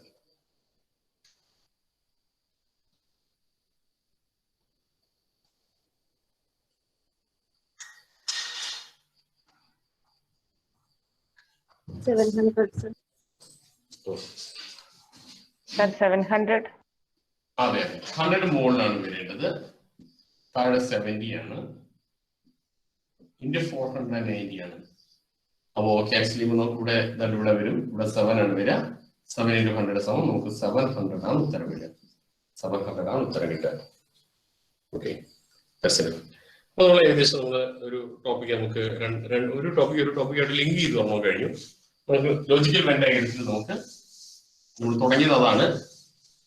അത് അതിന്റെ ബേസിക് ക്വസ്റ്റ്യൻസ് പറയുന്നത് നേരത്തെ പറഞ്ഞ കണക്ക് ഒരു സെറ്റ് ഓഫ് ഫിഗേഴ്സ് തന്നിട്ട് പിന്നെ ക്വസ്റ്റ്യൻ എന്ന് പറയുന്നത് വേറെ ഒരു സ്റ്റേറ്റ്മെന്റ് ആയിരിക്കും, 3-4 സ്റ്റേറ്റ്മെന്റ് ആയിരിക്കും. ആ സ്റ്റേറ്റ്മെന്റ് പ്രകാരമുള്ള ഫിഗർ ഏതാണെന്ന് ചൂസ് ചെയ്യുന്നതായിരുന്നു. നമുക്ക് പ്രോഫിറ്റ് ആൻഡ് ലോസ് നമുക്ക് ഏകദേശം നമുക്ക് ഇത്രയും മതി, കാരണം ആ ടോപ്പിക് അത്രയല്ല, പക്ഷെ നമുക്ക് ആവശ്യമുള്ള കാര്യങ്ങൾ നമുക്ക് അത്രയും തന്നെ മതിയാകും. ഓക്കെ ഫ്രണ്ട്സ്, നമുക്ക് ഇനി ഒരു ടോപ്പിക് ഇന്നിപ്പോൾ ഫ്രഷ് ആയിട്ട് എടുക്കേണ്ട കാര്യമില്ല. അടുത്ത ദിവസം നമുക്ക് ഇതിന്റെ ബേസ് ചെയ്ത് ഒരു ഡേറ്റ ഇന്റർപ്രിട്ടേഷൻ ചെയ്യണം. നമുക്ക് അടുത്ത ദിവസം നമുക്ക് ഒരു റീസണിങ് ടോപ്പിക്, ദെൻ അങ്ങനെ ഒരു പാറ്റേണിൽ പോവുക. ഓക്കെ ഫ്രണ്ട്സ്, നമുക്ക് ഇന്നൊരു കാര്യം ചെയ്യുന്നത് സ്റ്റോപ്പ് ചെയ്യാം. Okay, Thank you, sir. Thank you, sir. Thank you, sir. Good night. Thank you, sir. Thank you, sir. Thank you, sir. Thank you, sir. Yes, good night.